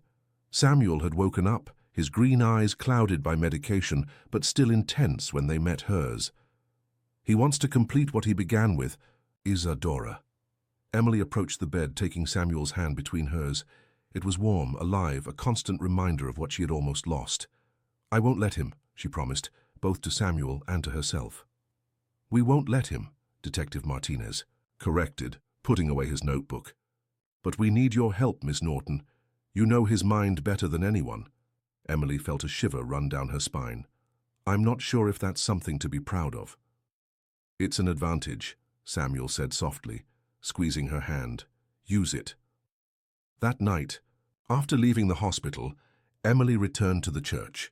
Father Joseph had insisted that she not work, but the restoration of St. Ursula had become more than a job. It was a mission, a search for answers that were still hidden in the entrails of the ancient wood. Under the soft light of the candles, she always kept lit in her studio, Emily began a new, meticulous examination of the sculpture. There was something in Matthew's final words that disturbed her, a clue she couldn't completely decipher. Some blood ties are too strong to be broken. It was then that she noticed a detail so subtle it had gone unnoticed in all previous examinations. At the base of the sculpture, Almost invisible under layers of old varnish, there was a sequence of numbers engraved in the wood. "Coordinates," she murmured, quickly writing down the numbers. Her cell phone vibrated again. She also saw the numbers, you know. Isadora, that's how her end began. Emily felt her heart accelerate. Instead of fear, though, a fierce determination took hold of her. She quickly typed a response. "Where are you, Matthew?" The response came almost instantly. "Where it all began. Little sister, where the Sullivan blood first mixed with the Nortons." Emily frowned, her mind working quickly.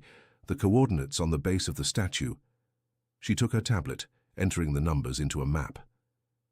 "My God," she whispered, when the location was revealed. The old Holy Cross Chapel, abandoned for decades in the mountains surrounding Willowbrook Springs. The place where, according to the stories her grandmother used to tell, many marriages between the town's traditional families had been secretly performed. Her phone vibrated once more. "Come alone, or the next shot at your beloved priest won't just be in the shoulder." Emily felt her hands tremble, but her voice was firm when she called Detective Martinez. "I know where he is," she said as soon as he answered, "and I know how we can end this once and for all." In the next few hours, a plan was meticulously crafted. The police, the investigators, even Samuel from his hospital bed, all contributed pieces to the puzzle that was about to be completed. "You don't need to do this," Samuel said when she went to say goodbye, their hands intertwined over the hospital sheet. "It doesn't have to be you." Emily leaned in, gently kissing his lips for the first time. It was a gentle kiss, full of promises and future possibilities. "Yes, it does. I need to face this, face him. It's the only way to truly free myself." "Just come back to me," he whispered against her lips. "Always," she promised, feeling tears burn in her eyes. Night was falling when Emily began to climb the trail leading to the abandoned chapel. The air in the mountains was thin and cold, carrying the scent of wildflowers and wet earth. She was wearing black again, but this time not to hide, to stand out against the white walls of the chapel, becoming an easy target to be seen by the elite snipers strategically positioned around the location. The chapel appeared before her like a ghost of stone and lime, its peeling walls faintly gleaming under the light of the crescent moon. The broken windows were like empty orbits observing her approach. "Welcome to the cradle of our history," Matthew's voice echoed from the dark interior of the chapel. Emily entered, her steps echoing against the stone floor. Candles had been lit throughout the altar, creating an environment that would be romantic if it weren't so deeply disturbing. Matthew was standing before the altar, still wearing the same dark suit from the night of the shooting. He seemed not to have slept, his grey eyes shining with a feverish intensity. "Why here?" Emily asked, keeping her voice firm as she advanced down the central aisle. "Because this is where it all began," he replied, gesturing to the walls around them. "It was at this altar that Anthony Sullivan secretly married his first wife. It was here that he met your mother, during one of the clandestine masses that used to happen." He smiled, that predatory smile that now seemed like a caricature of itself. "And it's here that our story will end." "Like Isadora's story ended?" Matthew's smile faltered for a moment. Isadora was weak. She didn't understand the beauty of what we were creating. "And what exactly are we creating, Matthew?" He approached, his steps sinisterly echoing through the empty chapel. "A new lineage, stronger, purer, free from the lies and hypocrisies that our families built. Through murder, through incest, through acceptance," he exclaimed, his voice taking on an almost religious tone. "Acceptance of who we really are, of the blood that runs in our veins." Emily took another step toward him, aware of the small red light of the tracking device blinking on her necklace. "And who are we, Matthew? Monsters? Murderers? We are gods," he shouted, his voice echoing off the chapel walls, "above common morality, beyond the laws of men." "No," Emily said firmly, stopping just a few steps from him. "We're just broken people, Matthew. People who need help." Something darkened in his eyes. "How can you say that? after feeling what you felt when we kissed. That connection, that fire. It was poison, she interrupted. And you knew it. You manipulated everything from the beginning, just as you manipulated Isadora. Matthew drew a gun from inside his jacket, the same one he had used to shoot Samuel. And now? Do you still feel so brave? Yes, Emily replied, her voice not betraying the fear she felt.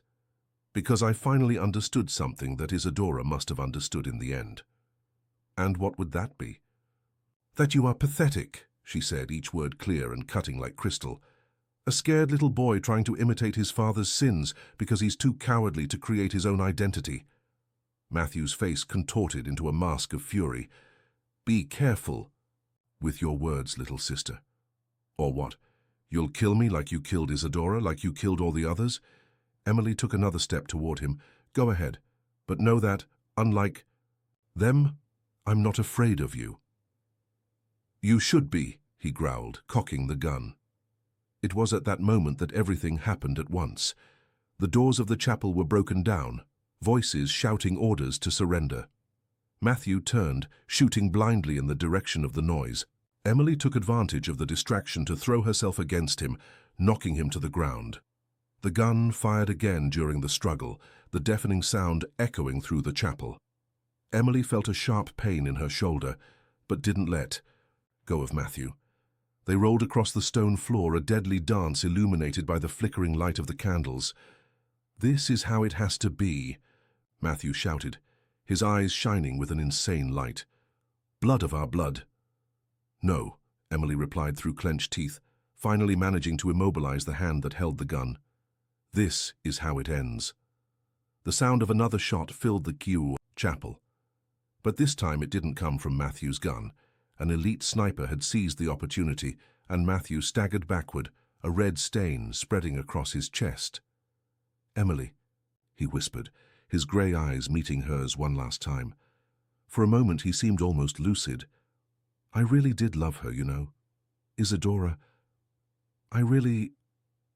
Then his eyes closed, and the last of the Sullivan brothers fell, his blood mixing with the dust and history of the ancient chapel. Emily felt arms lifting her, concerned voices asking about her wound, but all she could see was Matthew's body, illuminated by the candlelight like a Baroque painting, beautiful and terrible in its finality. It's over, she murmured, more to herself than to others. It's finally over. Hours later, sitting again, beside Samuel's bed in the hospital, her own shoulder bandaged and painful, Emily finally allowed the tears to fall. Why? She asked, her voice choked. Why couldn't he just accept that some stories need to end? Samuel squeezed her hand, his green eyes full of understanding and love. Because some people fall in love with their own tragedy. They prefer a dramatic ending to a chance of redemption. Emily leaned in, resting her head in the space beside him on the bed. And us? What kind of ending will we have? A soft smile curved Samuel's lips as he stroked her hair. The kind we write together, one day at a time. Outside, the first light of morning was beginning to gild the roofs of Willowbrook Springs. In the church, St. Ursula continued her silent vigil, her secrets now part of a story that would be whispered for generations. And in Emily's heart, where before there was only fear and doubt, something new was beginning to bloom, the promise of a love that didn't need tragedy to be profound, of a future that wasn't defined by the past. Recovery came slowly, like the gradual blooming of flowers that were beginning to color the gardens of Willowbrook Springs with the arrival of spring. Emily and Samuel healed not only their physical wounds, but also the deeper scars that recent events had left on their souls. The Sullivan scandal occupied the headlines for weeks. As investigations progressed, more victims emerged, their stories weaving a dark tapestry of decades of abuse and manipulation. The family's financial empire crumbled like a house of cards, and with it, several of Willowbrook Springs' traditional families who had been silent accomplices for so long. Emily returned to work at the church as soon as her shoulder allowed, finding comfort in the familiar routine of restoration. St. Ursula remained in her studio, but now her serene gaze seemed to carry a new meaning, no longer of guarded secrets, but of truths finally freed. "You don't need to finish this now," Samuel said one afternoon, entering the studio with steps still slightly hesitant from his own recovery. He had left the hospital 2 weeks ago, and after much reflection, decided to leave the priesthood. Some vocations, he had explained to the bishop, are replaced by even stronger calls. Emily looked up from her work, smiling when she saw him. She still marveled at how her heart quickened each time he entered a room, as if recognizing a truth that her mind had taken so long to accept. "Yes, I do," she replied, passing the brush delicately over a damaged area of the sculpture, "not just for the restoration itself, but for everything it represents." Samuel approached, observing her work with interest. He no longer wore the cassock, and Emily was still getting used to seeing him in casual clothes, though she particularly appreciated how the shirts he now wore highlighted his broad shoulders. "And what does it represent?" Emily paused her work, considering the question. "Renewal, I think. The possibility of fixing what's broken without erasing the marks that brought us here." Samuel smiled, that gentle smile that made his green eyes shine in a way that warmed Emily inside. "Are you talking about the statue or about us?" "Both," she replied, putting her instruments aside and removing her gloves. "Each mark, each scar, they're part of who we are now." He extended his hand, gently touching the recent scar on her shoulder, visible through the light cotton blouse she was wearing. "Some scars are harder to bear than others." Emily covered his hand with hers. "But we don't have to bear them alone." The kiss that followed was different from all the others they had shared until then. There was no urgency or desperation, just a calm certainty, a silent promise of days and years to come. When they separated, Samuel pressed his forehead against hers, his fingers intertwined with hers. "I have something to show you." He guided her out of the studio, through the church's inner garden to a small stone bench under an old oak tree. The spot had a perfect view of the sunset, and Emily smiled when she realized he had prepared a small picnic: wine, cheeses, fresh fruits. "This reminds me," she commented as they sat down, "that you never told me exactly what my grandmother said to you that night before you left for the seminary." Samuel served 2 glasses of wine before responding. "She showed me a photo of you, sleeping in your room after the incident with the professor. She said you would need someone who understood the difference between protecting and smothering, between loving and possessing." He paused, taking a sip of wine. "And then she told me about the Sullivans, about your true origin, about how one day they would come after you. And you chose the seminary to be able to protect me better." "In part," he admitted, "but also because I was scared by the intensity of what I felt for you. I thought serving God would be a safer form of love." Emily felt tears forming in her eyes. "And now?" Samuel put his glass aside, taking her hands between his. "Now I know that some loves are sacred precisely because they are human, imperfect, real." He removed something from his pocket, a small blue velvet box, and that some stories deserve a fresh start. Emily caught her breath when he opened the box, revealing a delicate ring with a single sapphire. It wasn't a traditional engagement ring, but something much more significant. It was the ring her grandmother always wore, which Emily believed had been lost after her death. "How?" "Helen gave it to me before she died," Samuel explained softly. "She said I would know the right moment to pass it on." He held the ring between his fingers, the blue stone catching the last rays of the setting sun. "Emily Norton, would you give me the honor of building a new story with me? One without secrets, without shadows, just us?" Tears were now freely running down Emily's face, but she was smiling, a smile as bright as the sun setting behind them. "Yes," she whispered, extending her trembling hand. "1,000 times yes." The ring slid perfectly onto her finger, as if it had been made for this moment. When their lips met again, the kiss tasted of wine, of tears, and of promises. Later, that night, back in her studio, Emily looked one last time at St. Ursula before covering her for the next day. The statue seemed to be smiling now, as if sharing a secret, no longer a secret of pain and tragedy, but one of hope and renewal. At the base of the sculpture, where she had previously found documents that revealed a story of pain, Emily left something new, a photograph of her and Samuel taken that afternoon, their smiles bright and true, the sapphire ring gleaming on her hand. Because some stories, she had learned, deserve to be preserved not for their tragedy, but for their ability to prove that love, true, patient, and kind love, always finds a way through the shadows into the light. The following months brought a peace that Emily barely remembered having known before. Spring in Willowbrook Springs was especially vibrant that year, as if nature itself was celebrating the end of an era of secrets and the beginning of something new and luminous.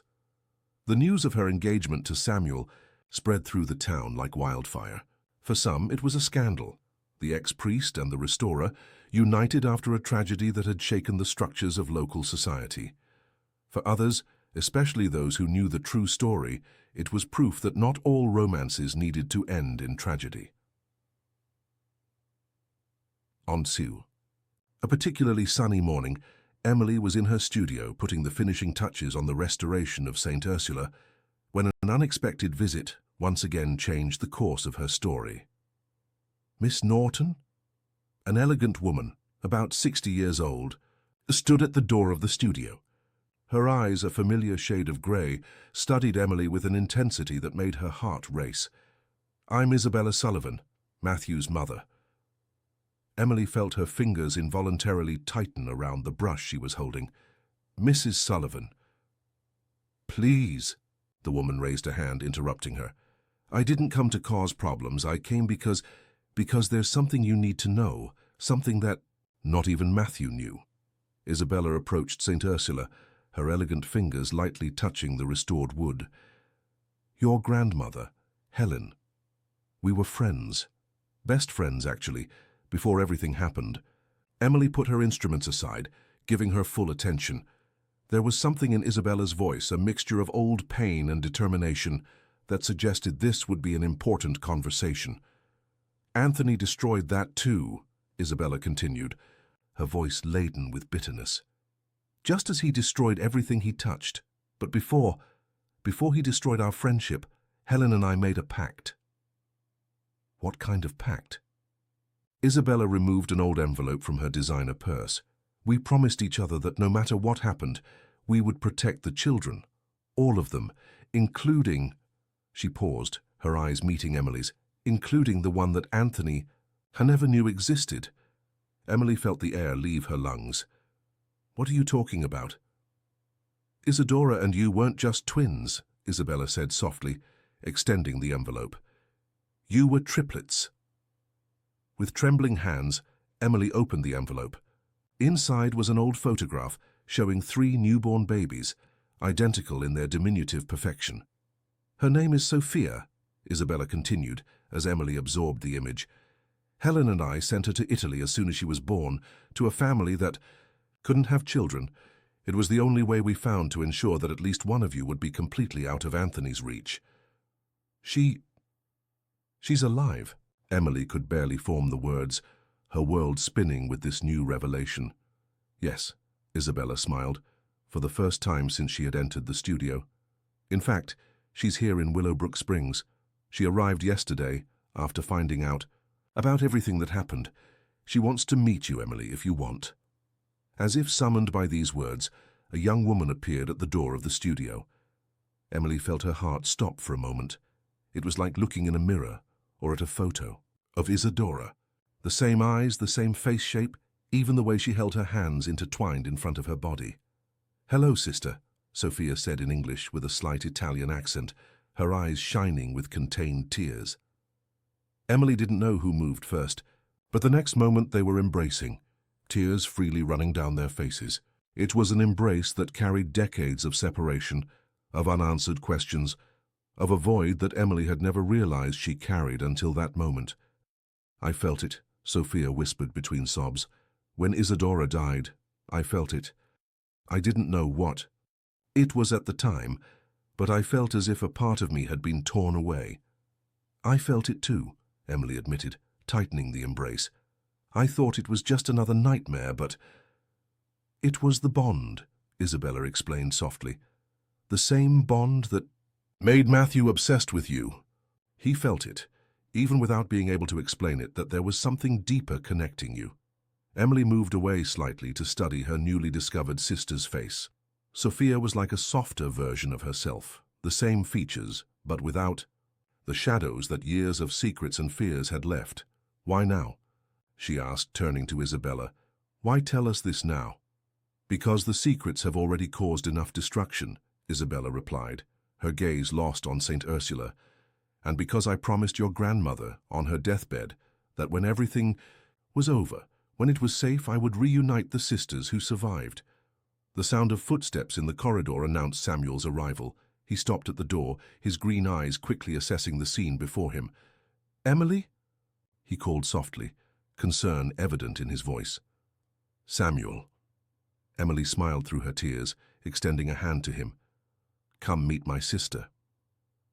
The following hours were filled with stories, tears, and laughter. Sophia told about her life in Italy, about how she always felt that something was missing, about how she began to investigate her origins after the death of her adoptive parents. "When I saw the news about Matthew and Isadora," she explained as they shared coffee at the small cafe near the church, "everything began to make sense. The inexplicable sensations, the dreams with people I had never met." "Blood speaks," Isabella commented softly. "But unlike what Matthew believed, it doesn't need to shout. Sometimes it just whispers, guiding us to where we need to be." Emily observed her sister and Matthew's mother, marveling at how fate could be simultaneously cruel and kind. She felt Samuel's hand squeeze hers under the table, his touch anchoring her in this moment that seemed almost surreal. "What happens now?" she asked, her voice carrying a mixture of hope and apprehension. Sophia smiled, that same smile that Emily saw every morning in the mirror. "Now we begin again. We build our own story, one that isn't defined by tragedies or secrets." "A love story," Samuel added softly, his eyes meeting Emily's, with that intensity that still made her heart race. "Yes," Isabella agreed, her hands trembling slightly as she held her coffee cup. "But this time, a love that heals instead of destroying." Later that night, back in her studio, Emily observed St. Ursula with new eyes. The statue, now completely restored, seemed different, no longer a guardian of dark secrets, but a silent witness to redemption and renewal. "What are you thinking about?" Samuel asked, embracing her from behind and resting his chin on her shoulder. "About how sometimes we need to completely break in order to be truly restored," she replied, leaning back against his chest. "About how love can be both poison and antidote depending on its roots. And what roots do you choose for our love?" he murmured against her neck. Emily turned in his arms, meeting those green eyes that had become her safe harbor. "Those that grow toward the light," she replied before kissing him. Outside, the church bell rang, announcing the end of another day in Willowbrook Springs. But for Emily, it was the sound of a new beginning, a symphony of possibilities that didn't need tragedy to be profound, of a love that didn't need shadows to shine. Autumn arrived in Willowbrook Springs, bringing with it a gentle golden melancholy. The leaves of the century-old trees that lined the cobblestone streets were beginning to take on shades of amber and red, creating a natural carpet that rustled under the feet of passers-by. Emily had chosen this season for her wedding to Samuel, not only for the natural beauty of the time, but for the symbolism of transformation and renewal that autumn carried. The ceremony would be held in the church itself where everything began, but not at the main altar, rather in the inner garden where St. Ursula would be placed in her new permanent resting place. On the morning of the wedding, Emily was in her studio giving the final touches to the sculpture before its transfer. Sophia, who had decided to remain in Willowbrook Springs after discovering her sister, was helping her with the preparations. "It's still strange," Sophia commented while adjusting a crown of fresh flowers at the base of the statue. "Looking at you is like seeing a reflection that moves independently." Emily smiled, perfectly understanding the feeling. In the last few weeks, the two had developed a connection that went beyond physical resemblance. It was as if their souls recognized each other, filling voids they didn't even know existed. "Sometimes I wonder," Emily said softly, "if Isadora is watching us from somewhere, happy that we're finally together." "She is," a familiar voice answered from the door. Isabella Sullivan entered the studio carrying an old carved wooden box. "And I brought something that belonged to her, something I think you should wear today." Inside the box was an antique lace veil, delicate as a spider's web and yellowed by time. "It was your mother's," Isabella explained. "Helen kept it all these years and then passed it to Isadora. She never got to wear it, but—" Her voice faltered slightly. "She always said it would be perfect for an autumn wedding." Emily touched the veil with trembling fingers, feeling the delicate texture of the fabric. "It's perfect," she whispered. The studio door opened again and Martha entered hurriedly, carrying the wedding dress, a simple creation in ivory silk that Emily had chosen especially for its discreet elegance. "It's time," her aunt announced, her eyes shining with contained tears. "Samuel is already in the garden, looking absurdly handsome and nervous." The next few hours passed in a blur of final preparations. Emily dressed with the help of Sophia and Martha, her mother's veil perfectly, completing the look. When she was finally ready, she paused for a moment before the ancient mirror in the studio. The woman who stared back at her was different from the one who had begun the restoration of St. Ursula months ago. Her eyes, previously always cautious and guarded, now shone with an inner light that no tragedy had managed to extinguish. "You look beautiful," Sophia whispered, standing beside her. In the reflection, they were truly identical, except for the almost invisible scar on Emily's shoulder, a physical reminder of the night in the chapel. The sound of the organ began to play softly, announcing that it was time. Emily took a deep breath, adjusting the veil one last time. "Wait," Isabella called before she left. "There's one more thing you need to know. Something that Helen made me promise I would only reveal on this day." Emily and Sophia turned to her curious. "St. Ursula," Isabella began, her voice trembling slightly, "wasn't chosen by chance to guard the secrets of our families. She was more than just a valuable work of art." She paused, her grey eyes shining with contained tears. "She was sculpted by a common ancestor of the Norton and Sullivan families, a forbidden love that, unlike Matthew's sick obsession, produced something beautiful and lasting." "What are you saying?" Emily asked, her heart racing. "I'm saying that not all shared blood needs to be a curse. Sometimes, long before the tragedies, there is love. True love that creates instead of destroying." Isabella smiled softly. "Helen wanted you to know this today, that the story of our families didn't begin with Anthony Sullivan or his atrocities. It began with art, with love, with creation." Emily felt tears burn in her eyes, but they weren't tears of sadness. They were tears of understanding, of liberation. "That's why the restoration was so important," she murmured. "It wasn't just about fixing the wood or revealing secrets. It was about restoring the true history, the true meaning." The organ began to play the wedding march, and Emily knew it was time. With Sophia at her side as maid of honor and her mother's veil framing her face, she walked to the church's inner garden. The space had been transformed into something magical. Old lanterns hung from the branches of the trees, their soft lights creating an ethereal environment. Autumn flowers in shades of gold and burgundy decorated the benches where the guests waited. And at the center of it all, near the improvised altar, was Samuel. He no longer wore the cassock, of course, but there was something equally sacred in his posture, in the way his green eyes filled with tears when he saw her. He wore a well-cut, dark suit, and his hair, normally disciplined, was slightly disheveled by the gentle wind that blew through the garden. When Emily reached the altar, St. Ursula was already in her new place of honor, observing the ceremony with her serene, centuries-old smile.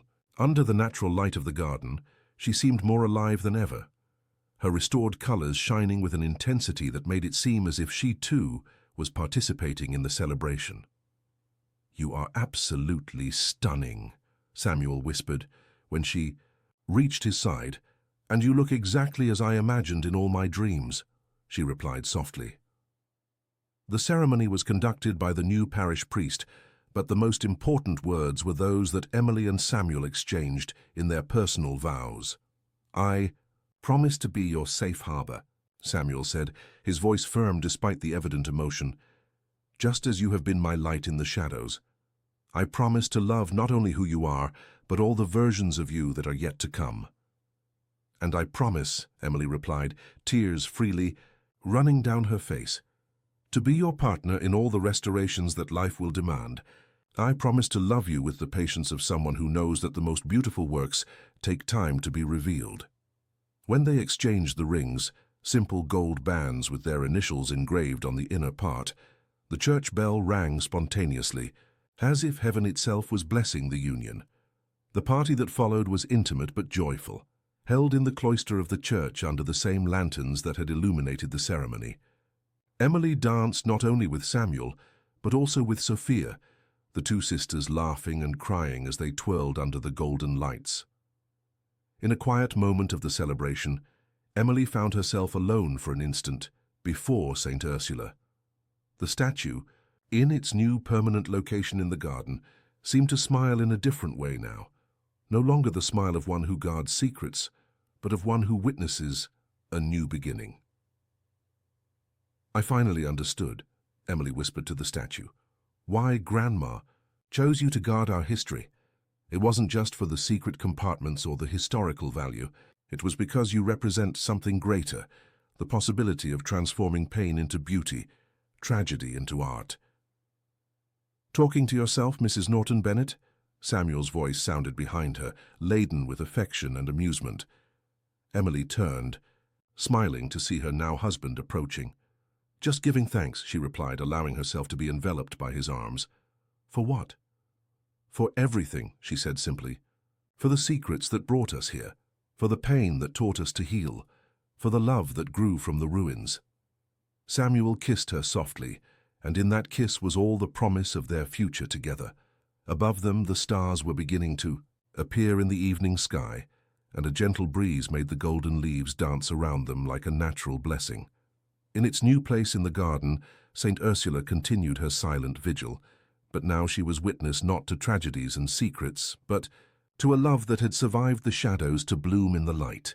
A love that, like the statue itself, had been restored not to erase its scars, but to transform them into part of its unique and enduring beauty. A year had passed since Emily and Samuel's wedding. Autumn was once again painting Willowbrook Springs, with its characteristic colors, and life had found a new rhythm, gentler and more promising than the dark times before. Emily was in her studio, now expanded to occupy a larger area of the church, where she not only restored sacred works, but also trained other restorers.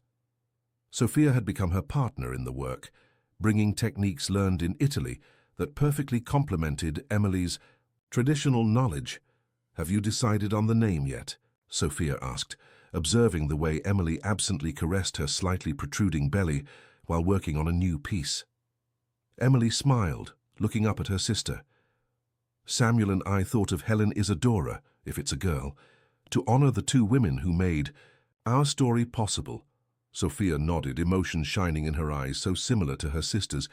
"And if it's a boy, Leonard," Emily replied softly, referring to the grandfather who had taught her the art of restoration. "Samuel suggested it, actually. He said it would be a way to keep alive the legacy of healing and renewal." The sound of footsteps in the corridor announced the arrival of Isabella Sullivan. After the wedding, she had become a constant presence in the sisters' lives, bringing with her not just stories from the past, but also a wisdom that helped heal old wounds. "I have something for you," Isabella announced, carrying an old photo album. "I found this among Helen's things that were stored in the Sullivan mansion." Emily and Sophia approached as Isabella opened the album on the work table. The photographs told a story that none of them knew. Helen and Isabella young, smiling, clearly best friends. There were also photos of Anthony Sullivan before his transformation into a monster, when he was still just a young priest full of promise. "He wasn't always like that, you know," Isabella commented softly, touching one of the photographs. "There was a time when he truly believed in redemption, in doing good. But power corrupts in ways we can't always predict." Like Matthew, Sophia whispered, and Emily felt her heart tighten to see the pain in Isabella's eyes. Yes, the older woman agreed. But the difference is that Matthew consciously chose his path. He embraced darkness not out of weakness, but because he believed it was his destiny. "And what about us?" Emily asked, her hand again finding her belly. "How can we be sure that this legacy won't continue?" Isabella smiled, a smile full of wisdom and hope. "Because you chose differently. You, Emily, chose the love that heals instead of the one that destroys. Sophia chose to forgive instead of avenge, and this child," she gestured to Emily's belly, "will be born not under the shadow of the Sullivans, but under the light of better choices." The sound of the church bell marked 3 o'clock, and Emily knew that Samuel would be arriving soon. Since leaving the priesthood, he had become a theology professor at the local university, finding a new way to serve and guide that didn't require the sacrifice of his heart. As if summoned by her thoughts, Samuel appeared at the door of her studio, his green eyes immediately finding hers with that look that still made her heart race. "Am I interrupting something?" he asked, noticing the photo album. "Never," Emily smiled, extending her hand to him. "We were just rewriting some old stories." Samuel approached, gently kissing her forehead before greeting Sophia and Isabella. His gaze fell on one of the photographs, young Helen, smiling next to the newly restored Saint Ursula. "You know what's interesting?" he commented, studying the image. "How some stories need to be completely dismantled before they can be truly understood." "Like a restoration," Emily agreed, resting her head on his shoulder. "Exactly," Samuel smiled. "And speaking of restoration, I have a surprise for you." He led the small group to the inner garden, where St. Ursula remained in her place of honor. But there was something different now, a newly installed bronze plaque at the base of the statue. Emily approached to read the inscription: "St. Ursula of Willowbrook Springs, 18th century, restored by Helen Norton, 1985, and Emily Norton Bennett, 2025, in memory of all the stories that needed to be broken to be truly restored." The tears came before Emily could contain them. Samuel embraced her from behind, his hands finding hers over her growing belly. "It's perfect," she whispered. "It's not over yet," Samuel smiled, gesturing for her to observe the rest of the garden. Emily gasped to see what he had prepared. Scattered throughout the space on carefully positioned pedestals were enlarged and framed photographs. Young Helen, Emily and Isadora as babies, Sophia in Italy, Emily and Samuel's wedding, Isabella and Helen together, all silently telling the complete story of their families. "It's a permanent exhibition," Samuel explained, "so that people can understand that there is no story so broken that it cannot be restored, no past so dark that it cannot be illuminated by love."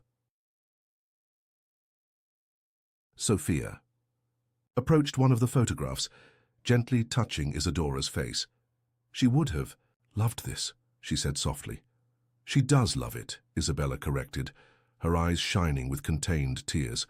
"Wherever she is, she knows that her story didn't end in tragedy. It ended in redemption." Emily felt a movement in her belly, her baby kicking as if in agreement. Samuel laughed, feeling it too under his hands. "Seems like we have another opinion," he joked. "Actually," Emily smiled, turning in his arms to face him, "I think we have 2 opinions." Samuel frowned, confused for a moment, before his eyes widened in understanding. "2?"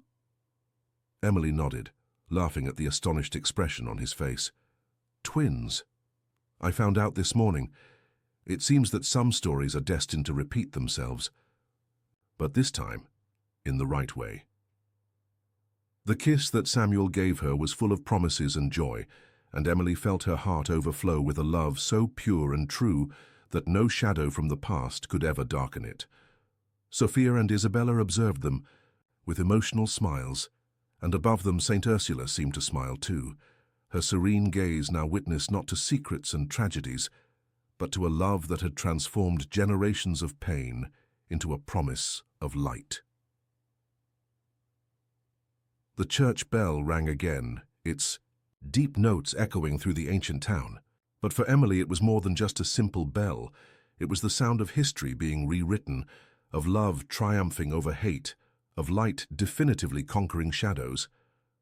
In her belly, the twins moved again, and Emily knew with a certainty that came from the soul that they would be born not under the weight of a curse, but under the blessing of a love that had survived the worst to flourish at its best. Because some stories, she had learned, don't need to end where they began.